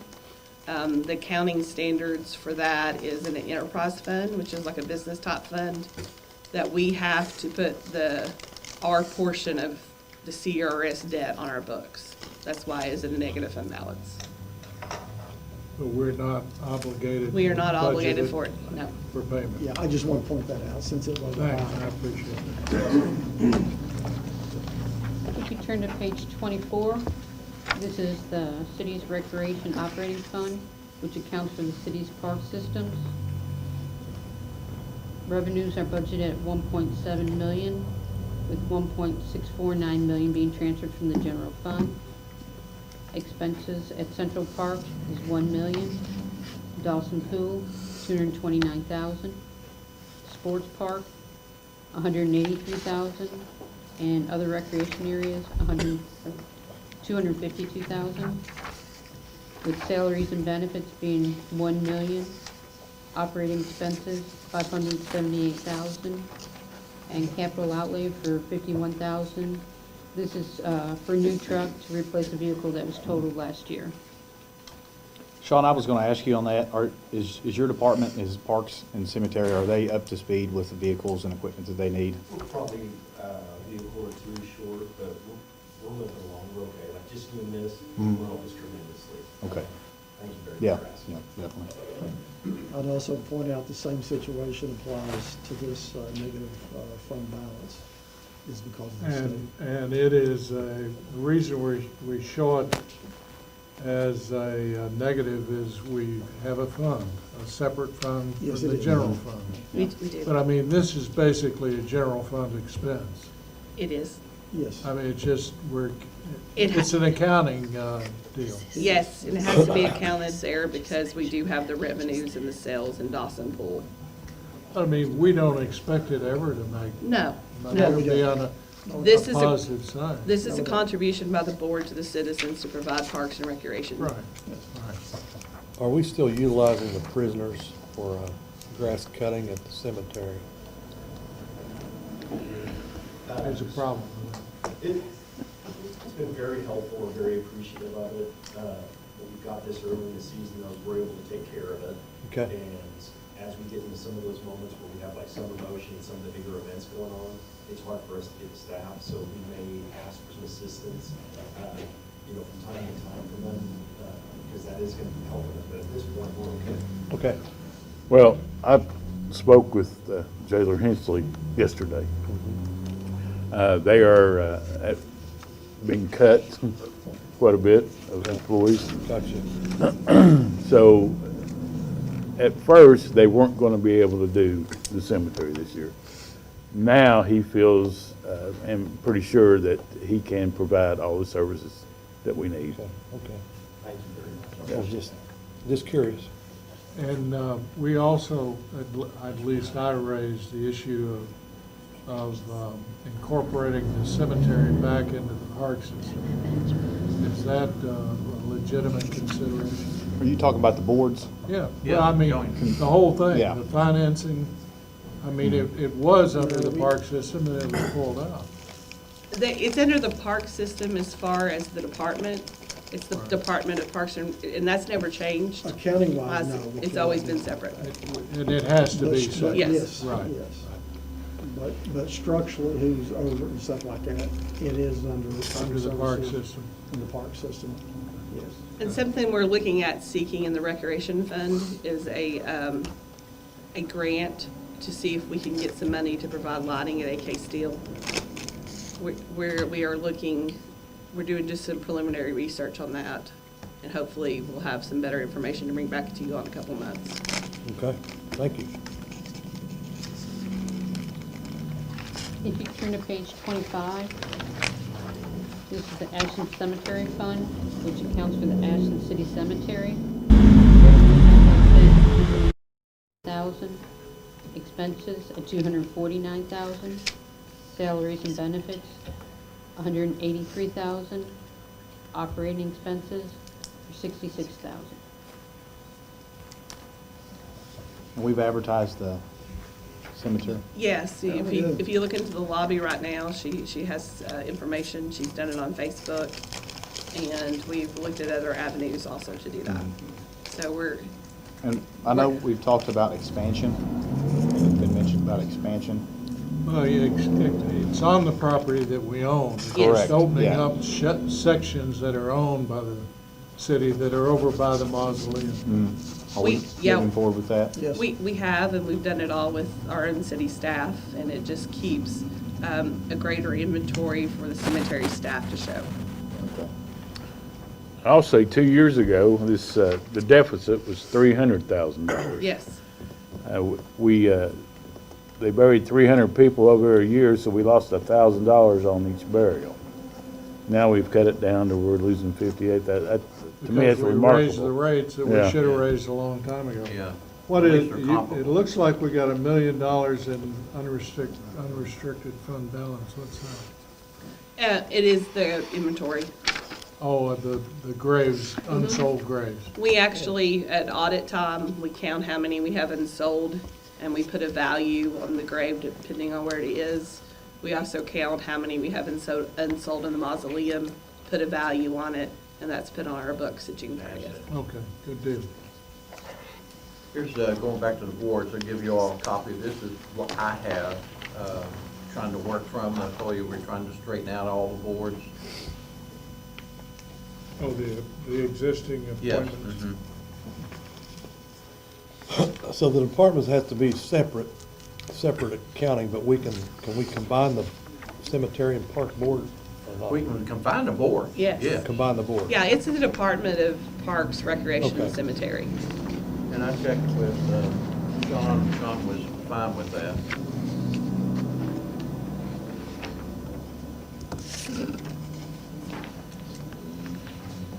Okay.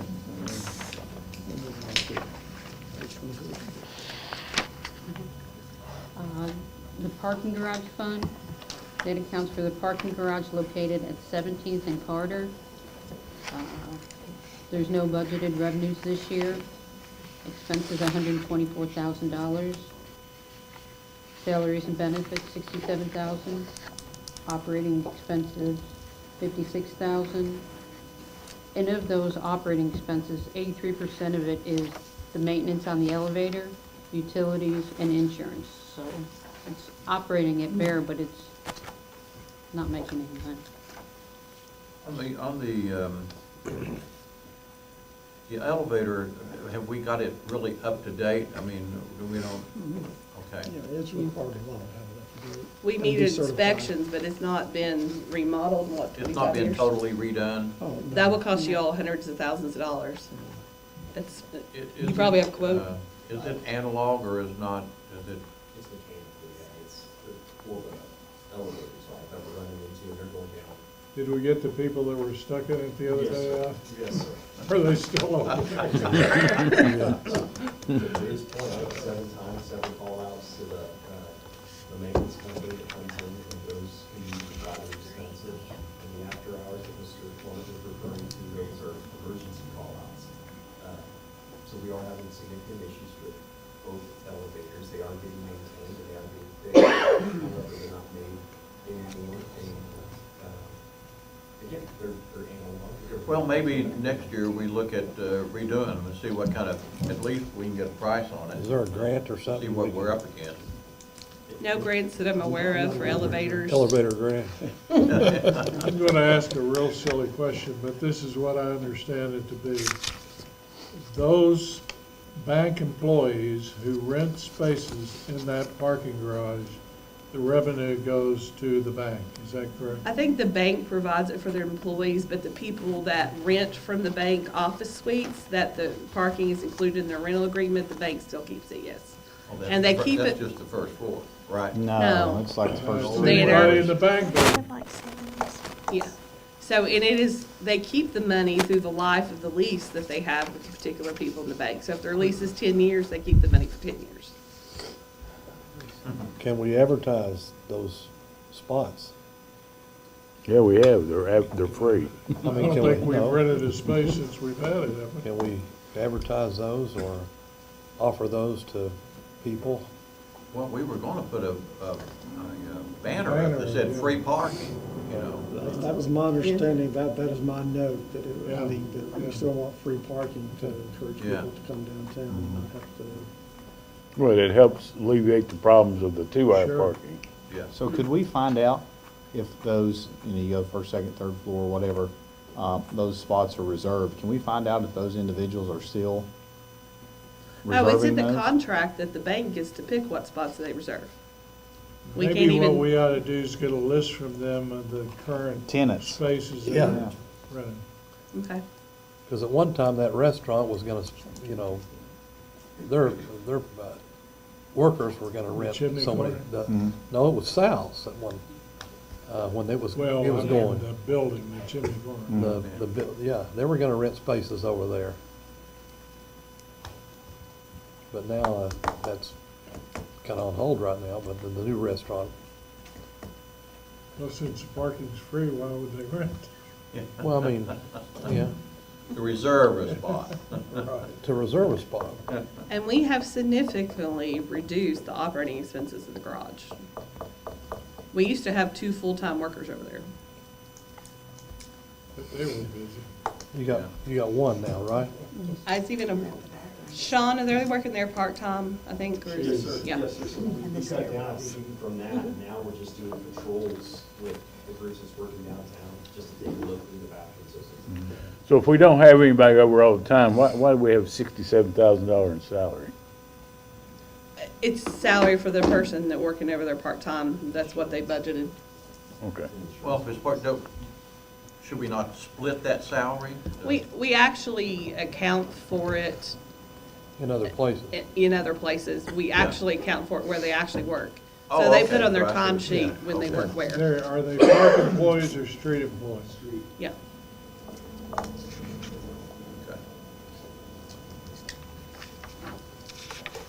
Page 27. Page 27 is the Ashland Conference Center. It has revenues of $660,000. That is revenue on the CDs that we have for the bond issue and the state entitlement. The conference center is 3.7. That's in addition to the 25 budgeted in the conference center grant fund. Unrestricted fund balance is 9.6 million. That's your bond issue. We're gonna have debt payments of 516,375 when we get the center up and running. Capital outlay is 3.2 million. What are we earning in interest income off the money that's on deposit? It's been anywhere from 3.7 to 5%. It was 5% when we first did it. The banks kept it that way, but when interest rates decreased, we still have one at 4.75, and then we have one, I think, is at 3.75. What is the number in terms of actual income? Income, I project to be close to $1 million. And this That one on here all? is just to account for the construction, correct? On all of the deposits relating to the conference center? Yes. And that was included in the capital stack when we figured up the $35 million expense to build it. This year is just for construction. That's one reason we want to get our reserves up and running is we're worried about once it opens, the actual operational cost. So in our long-term planning, that operational cost will take money from our general fund because in the first 3 years, they said it definitely would be a loss. So we're planning for our general fund to have to fund this. So that's always in the back of our minds when we did the budget and planned the budget and we're planning our finances. We get over to the Paramount Arts Center. This is our first year. It's the next fund on page 28. This is, you all are contributing $350,000 towards operations in this fiscal year. It has revenues projected at 3.485 million, expenses of 3.485 million, with a general fund transfer of 324,000. Will we have, will our audit firm have access to audit these numbers? They need to. This is something that we need to probably talk about here. You want to carry on? I think they're wanting to do their own accounting work, possibly. Is it the contract for them to do their own accounting work? We pay the revenues, we pay the insurance. That makes me a little uncomfortable. I like the old saying, trust but verify. Well, that's, yes. I would agree with that. I've talked to both Tony and Andrew about working out something where we can verify the income and the expenses. I think that's a must. Yes, I do also. So we purchased this, because like some of their expenses, and I'll give this to you, this is what HR Cook provided, excuse finance's little notes and scribbles, because this is what we were trying to. Thank you. This is the budget they presented to us. The difference in it is the stuff that the city pays for ourselves. I do not like the hybrid accounting system.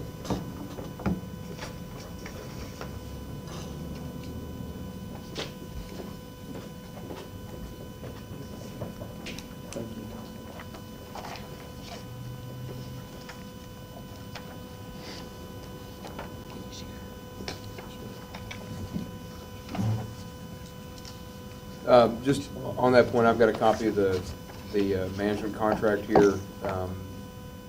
What we did work out when we discussed the contract terms on page 4 of that contract, 6.5, reporting of monthly financials, subcontractor through AP3 shall submit monthly financial statements to the city reflecting the use of the operating account funds on or before the 15th of each month.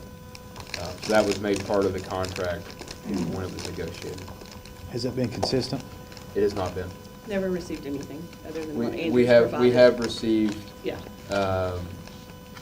I think we received January, February, I'll have to go back and look exactly, but I do think we received January, February, and March at the end of March. But no, the first couple months were not consistent.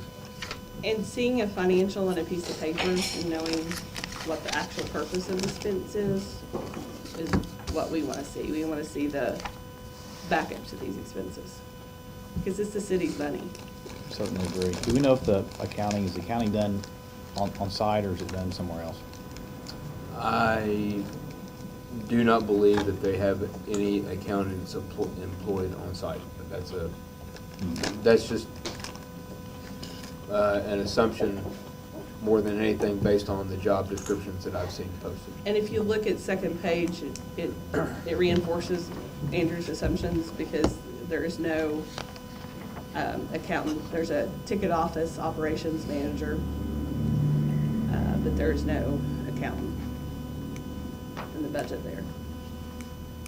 So I say their accounting costs are part of some of their line items that they present on the first budget under general and administrative expense.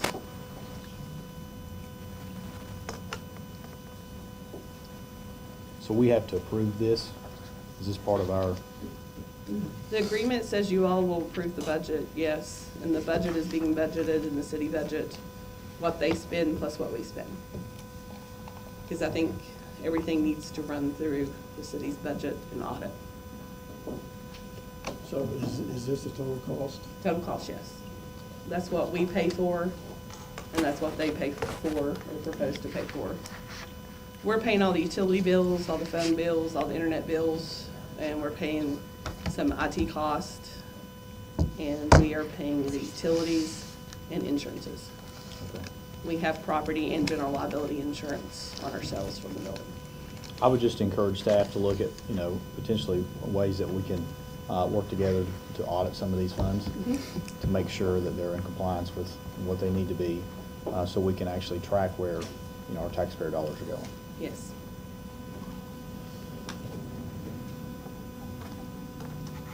Any questions? I know this is new to all of us. Take a little bit to digest it. What does the unrestricted fund balance look like? That's probably the transfer where we purchased it. That'll wash out at the end of this year to zero.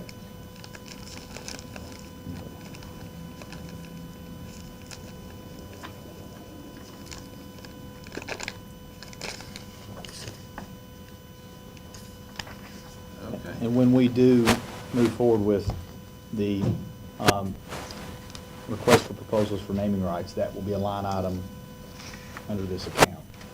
Yes, we didn't budget this year because No, that's on the comparative. Yep. This is the Paramount. They're gonna do Naming name rights is a rights. conference center? They're gonna do naming rights at the Paramount Okay. too. Yeah, it'll all kind of be on one thing, but we can divide it, I got you. you know. Okay. Since there was nothing, I budgeted conservatively until you all have something signed. It's budgeted at 0. I can't imagine calling the Paramount anything else than the Paramount. Well, I think it's Well, like no, the no, not rooms. the naming rights would be like the stage or the lobby, Concession stand. something All right. like that. Yeah, yeah, And even in the naming rights of the yeah. conference center, we may not want to name the, you know, the Ashland Conference Center. We may want to keep it. And I'm talking about the lobby, the ballrooms, the individual breakout rooms. Those are all potential. I mean, I think there's a lot of potential for income on that to be used for operations. Yes. That will offset any direct taxpayer money that would be needed I've run to fund the past a facilities. couple of possible participants, and they don't bat an eye on the higher one, so we'll have to kind of. Whatever happened to the naming rights that they already had before we took it over? I think they were just trying to do that. They never got any. They never got into it? You're talking about PAC. Yeah. Yeah. Yeah. And there is some money, Andrew's been working with the different charitable foundations that put on the Festival of Trees. There is some money in here if you all chose to sponsor the Festival of Trees and get them started back up. Yeah, definitely want to. Yeah, we Yeah, definitely he's want to been- do that. Because that was one of HR's concerns, and Andrew got on the phone with the people that did that, and we are going to meet with them. But there is funding in there for that. Good.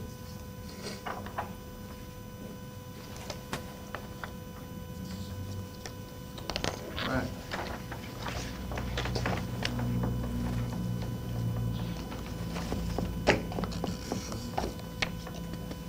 Page 29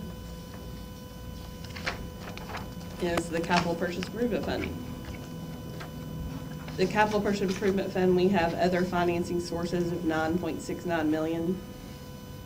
And the other financing sources do include a bond issue to fund the public services building. If you go to page 30, this is the proposed capital projects.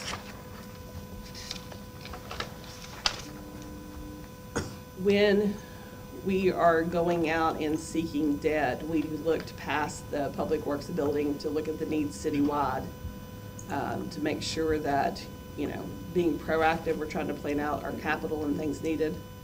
There's a lot of work that has not been done in this building for years, that if we bond money for a public works building, we would like to tackle, which is our HVA system. Our HVA system is outdated. It does not meet its needs. And the last time that we had it inspected, there was even mold in it. Replace the windows in this building at $125,000. A lot of them are broken, have not been replaced in a long time. We'd like to tackle that project too. Are all of the city building improvements in the general government 879,000? Yes. Good. The new public works building, this was initial estimate of $7 million. We don't know what it will cost at this point, but if it's less, we will bond less. Or we won't use the bond money and give it back. That's just basically a placeholder. Yes. Yes. We have a dump truck at $115,000. And we have for the street department, and then we have a Packard truck for the sanitation department at $280,000. What about that dump truck? Is that part of the team that you all, That is for the water. That's a separate dump truck. oh, okay. I was actually flipping to the detailed thing we had in the black book this evening. This is capital for the general fund. It's for police, fire, public services, streets. The dump truck is an F-Ford $550, and they will not only use it for repairs they do during the summer. They're actually going to put a new snow plow because they need a new truck for snow removal also.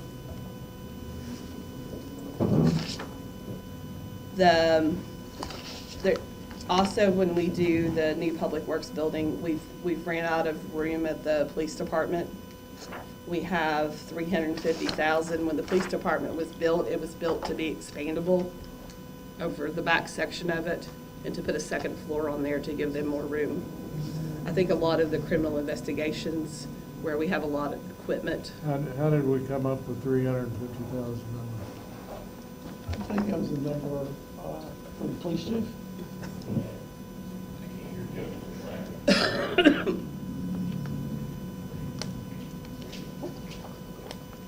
I think the amount was put in there as a result of getting the project started. We didn't have an exact amount or anything. We were trying to get engineering to give us some documentation, but I think you all put, I think finance put the value in there. I'm not, because I didn't have any figures. Well, I'm sure So we don't really know how much it's gonna cost. Yeah, I would have no clue, but What was the original cost of the police department? I'm just curious. 5.1 5.1. million. It was square footage. I mean, you could kind of calculate based on, somewhat on square footage. The part that we're talking about was removed from the project. Right. You said that. So, I don't have the original figures on what was removed, is what we're trying to put back to what was originally designed. Well, you know, We might be lucky to do it at 350. that looks like a low number. Chief, what else, with that expansion, what will that give you and your department? Well, we're running out of locker room area. We're running out of room for digital forensic area, examination area, with more equipment that we're obtaining from resources. So, increasing the size of our investigative staff. So we're running out of room. What was originally designed for only 3 or 4 people, it will give us room to move those personnel to that particular area and some the interview rooms and stuff. Have you sketched out any schematic of it, or? I attached it to the plan that I submitted to finance of what it generally would look like in the footprint. It would also expand the locker room, add additional restroom facilities, and it would also create some storage space that we're running out of. While you're standing there, you've got 3 patrol vehicles at $266,000. How many patrol vehicles do we have? It's laying right there. I had marked cars. We have 58. Is this to replace 3 of those? It would. The plan was originally we had a plan for 10 years, replace 2 and 3 at a time during that period of time, and this is still consistent with that period or that plan. Unfortunately, 2 of those cars that we'll be replacing are totaled, involved with collision. I'm sorry, but when you say 2 or 3 at a time, over how many, over 10 years? It was 10 years when we initiated the I assignment. mean, even if you figure That 3 a math don't year, work. that just gets to 30, there's still 28 vehicles left. Well, the assigned vehicle program extended the life of these vehicles, and we're trying to get 10 or 11 years out of these vehicles before we move them into another, maybe part of the city to use.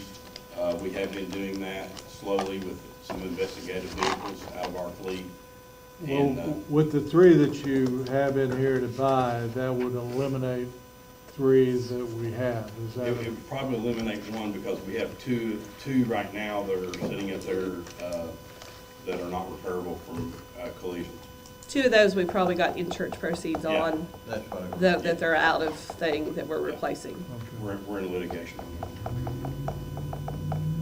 when you say you're out of the locker room, so you talk about where the guys change clothes? Yes. Well, let me ask you, I'm confused then. The take-home fleet, when the guys come to work, they're not in uniform when they're driving the vehicles? They're in adequate wear. Okay. Some come to work straight in uniform, some come to get dressed ahead. Are they subject to calls as soon as you Absolutely. leave the house? Soon as they call out on the radio and get in that car, they are on duty. But not necessarily in uniform? Correct. And they're not supposed to wear extremely casual. They're supposed to be clothed properly. And Chief, for folks that don't know, we have a parking lot across the street over here on Greenup, and it looks like it's full of cruisers. People may think, why do we need more cruisers? But those cruisers are for folks that live beyond the take-home travel radius, am I correct? Plus, some may not have room at their home or their property for their cruisers. That's correct. And then there are some where we're not full staff. Those vehicles are waiting to be assigned, and they're also used as backup vehicles when some are in repair for a lengthy period of time. How close are we to being fully staffed? We're 5 personnel short right now. How many vehicles end up being parked over here on a nightly basis? It varies. Just a ballpark. Average. Because of between the pool cars and unassigned vehicles and the officers. Let's just use the assigned vehicles. How many end up? Assigned? Yeah. Probably around 6 or 8.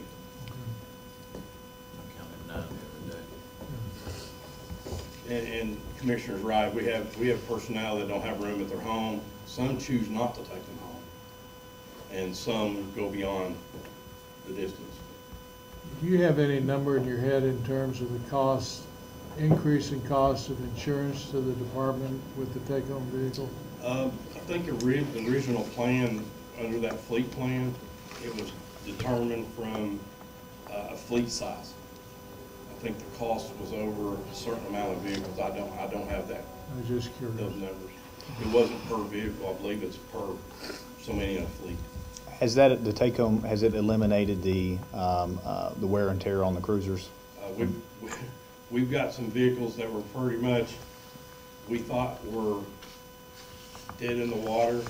We still have them when we implemented them. The mileage completely went down, and they're still being driven today.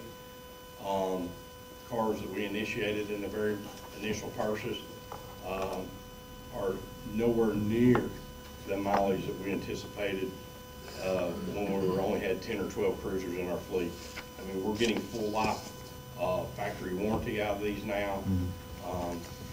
The wear and tear on them is completely opposite of what we dealt with in the past years ago, and pretty much they're about pretty much the same fuel consumption and tire use. It's just the vehicles are not driven 24/7, 365. And we also staff, or we also provide vehicles for our school resource officers. That's correct. So are you saying we actually save money by going to home fleet? Exactly. I'll just say the initial expense was the biggest cost.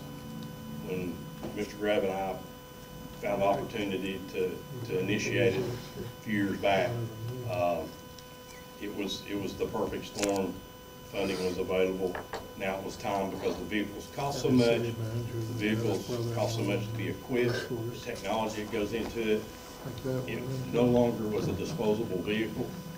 It was a capital investment. So you have to make these vehicles last a long time.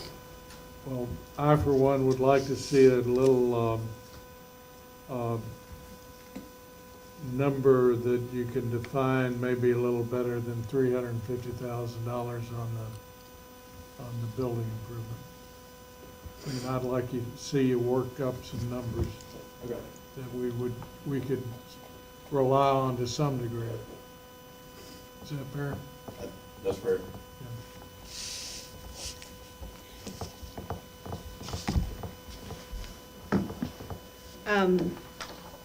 Any more questions with the police department? Thanks. The next is a storage facility at the drill tower. With the $2 million grants that the fire department has received in equipment, they've ran out of storage room to do these. The chief proposes to do a storage facility at the drill tower to do some trucks and drive equipment there. Well, doing that and having the equipment, not at your direct disposal, is that gonna reduce, I mean, what are you gonna put over there? I mean, would that What we were reduce looking at response putting time? over there, and to address how the cost was obtained, it was talking to several contractors and explaining to them what we were looking for. Pretty much assigned a cost per square What foot. size vehicle, what size building? About 125 by 50 or 60 in size, which would produce about 6 bay spaces. And also the ability to build rough storage racks around the exterior walls. We were looking at putting only 2 bay doors on it to have an area where you could drive through the building over the road and have areas where the 6 bays would be. The things that we're looking at storing there, we have, of course, our hazmat trailer, our collapse rescue trailer that we just recently got with the grant.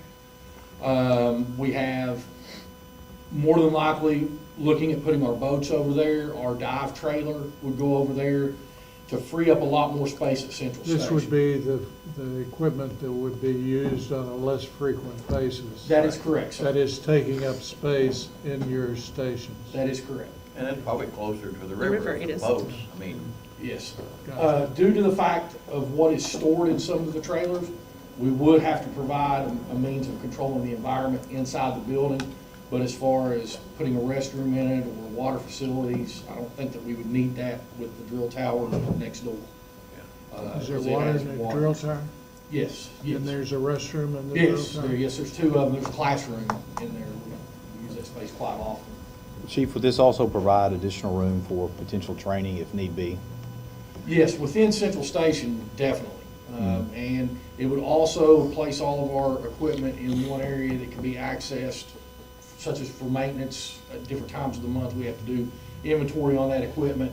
We kind of put it in one location to be done because we've got some stuff kind of spread out that we would consolidate together. Okay. It would have electricity in the building. Yes, yes, we would have to have electricity along with Lights. probably some kind of heating and cooling system to control the environment. We figured also with the 100-foot, the way we had it configured on the plot, where we could take our aerial truck and pull it through the building in case we needed to have shelter for dealing with any maintenance issues on that, or extending the aerial ladder out to do maintenance on it underneath the roof. So, And the last part of this budget Thanks, Chief. is the payment on one of the aerial platform trucks. What, how much capital expense was there last year in the general fund? Just ballpark, if you remember. I mean, is this a representative number? in No, terms it of, is, a little high. it's high because of all The the Public capital Works. that we're doing with the Public Works building and the 2 other buildings and the maintenance that we're doing on this building.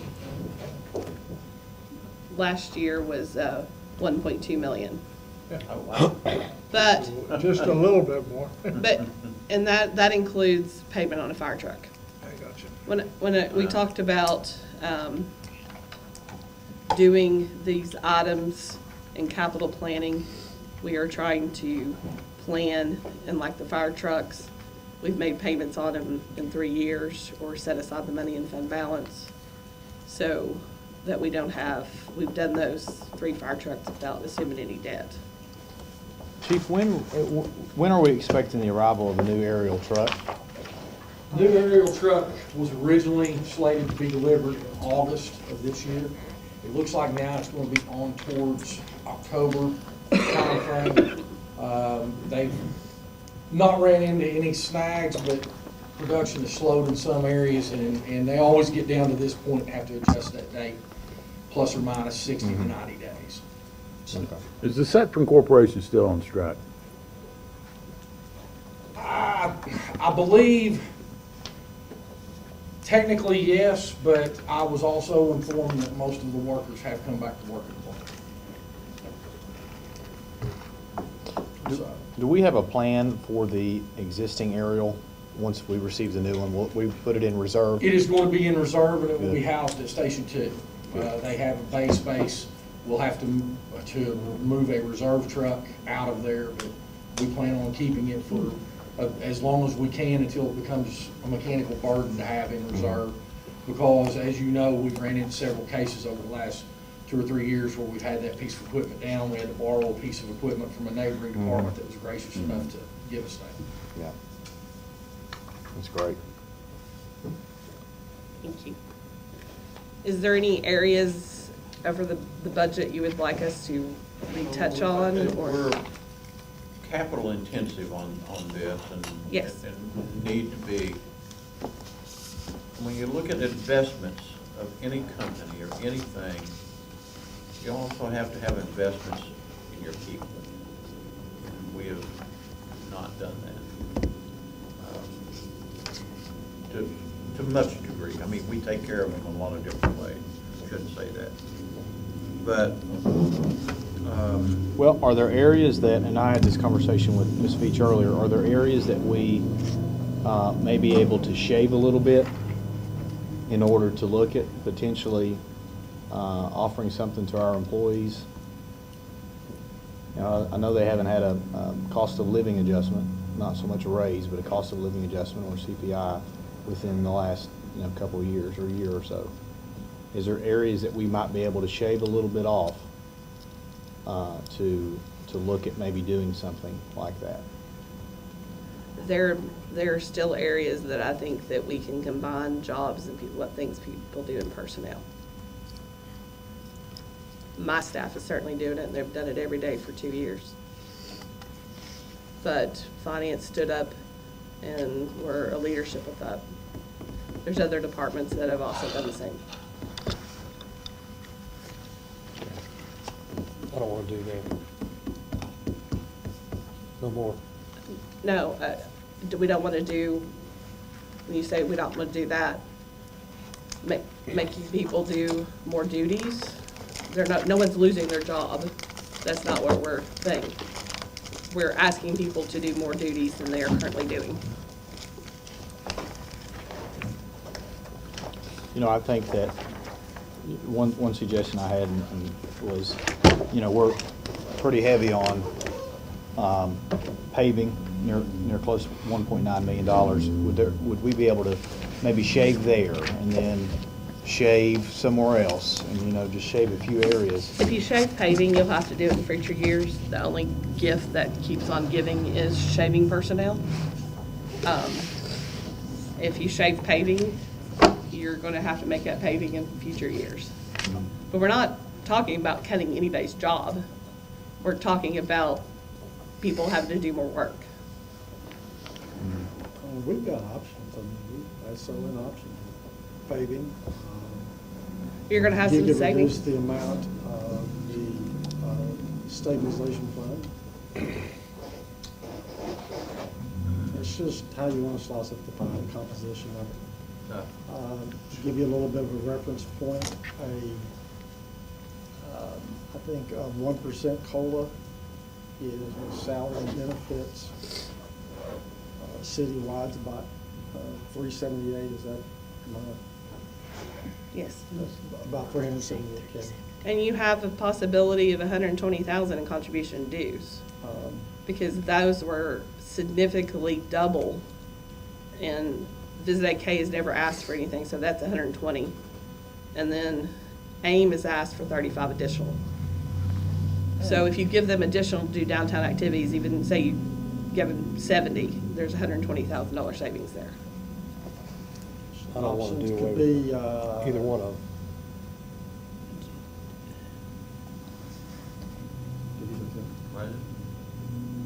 I wouldn't mind seeing you knock off $250,000 in paving, $50,000 from the sidewalks.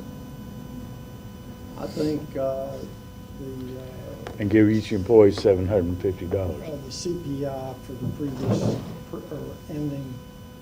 ending December, don't quote me, I think it's 2.9. That's what it was, yeah.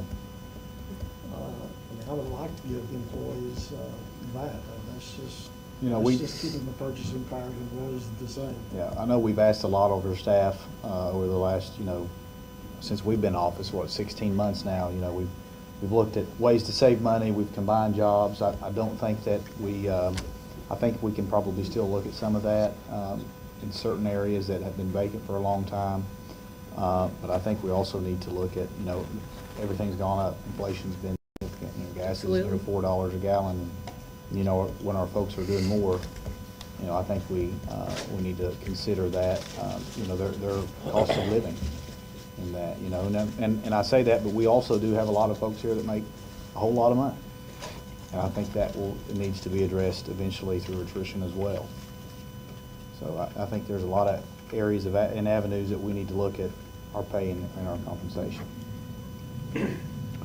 Well, I'll tell you one thing. 2 years ago, the mayor and I were sitting out there at the time, and I think I can quote you. You said, you were talking about the budget then, you said you were upside down $3 million. I haven't heard you say that this time, so that I'm proud of you. That was our goal. And when you said that, I didn't see anybody bat an eye, but I was like, oh, God. Well, and then one more thing. I know we talked about that economic development line item. Is that something that I've missed in this budget, or is it something we're going to create? We've actually got money budgeted in both major funds. Okay. It's what, 2.5 years that we projected we would be at 25% of operating? Yeah. If Well, you look at page 6, the general fund I'm talking is- about for economic development itself. That was, I'm not sure how that came up. It was mentioned, but I don't know what year it was. But we did legally restrict a portion of the fund balance at that time of $2 million. We did not set aside $2 million cash into a separate checking account or savings account. That's what I But we understood it did- was. We did restrict a portion of the fund balance. That's what I voted on. Can we create? The ordinance is just A a fund. restriction fund balance. I thought it was cash. No, and we didn't have the cash, nor we were ever instructed to put the cash on account. Would the board support creating a fund for economic development? Well, where are you going to get the money? Well, I mean, that's. Well, you all actually have We need the an, money, we'll come up with it. If there's something that they're, you all have an ordinance now, and it's not money that has to come out of our pocket. It's, for It's set example, aside. if I come in and I bring $100,000 of payroll tax within jobs, you all have an ordinance where you could actually refund 50,000 of that or whatever you choose back to the company. And it's not money out of a cash account with us, it's just reduced our revenue we get. You all have economic development tools in hand that does not require us setting aside cash in an account, nor giving out cash. We did that with AK Steel for years. If they agreed to keep 500 jobs in Ashland, we gave them back 1.375% of their payroll tax to the company, and the company used that to build equipment to keep these jobs in Ashland. That was money we did not get in our coffers, but is not money that we had to save us out to our coffers. So, almost like an abatement? Yes. Yes. I personally like the idea of having a micro enterprise loan or emergency loan funds for companies or someone that might want to start up or will start up. I'm not talking about large amounts, but I think that would be a tool in our tool belt, so to speak. And a perfect time to do it is we have about $250,000 of ARPA interest that has not been used, and we can cut down some items there. We could set that aside in economic development loan, revolving loan fund where they actually pay it back. And then you would have constant help to your businesses. Food for thought, and a full disclosure, it's not something new. We've had in the past, and we've not been very good bankers, just to be frank. I mean, but, in terms of payback and that kind of stuff. But, So, we probably need to bring this, Commissioner Martin has another obligation, so we need to decide how we want to extend this or complete this. You know, what I would suggest, we've got a 2-week break before we meet again. We've got 2 months before we have to finally adopt the ordinance. I've got a lot of stuff to digest that we've gone over. Yeah. I just as soon wait a little bit before. But if somebody wants to keep it going now, I'm not. Keep in If mind, possible, I'd like some direction, especially on the COLAs, if we're talking about that, so we can go in and look at it and try to. it changes every number in the budget. So So we that's, Yeah, well, we can go and meet with you guys, and if you got questions, give them a call, and we're getting close. Oh, yeah, I'm not.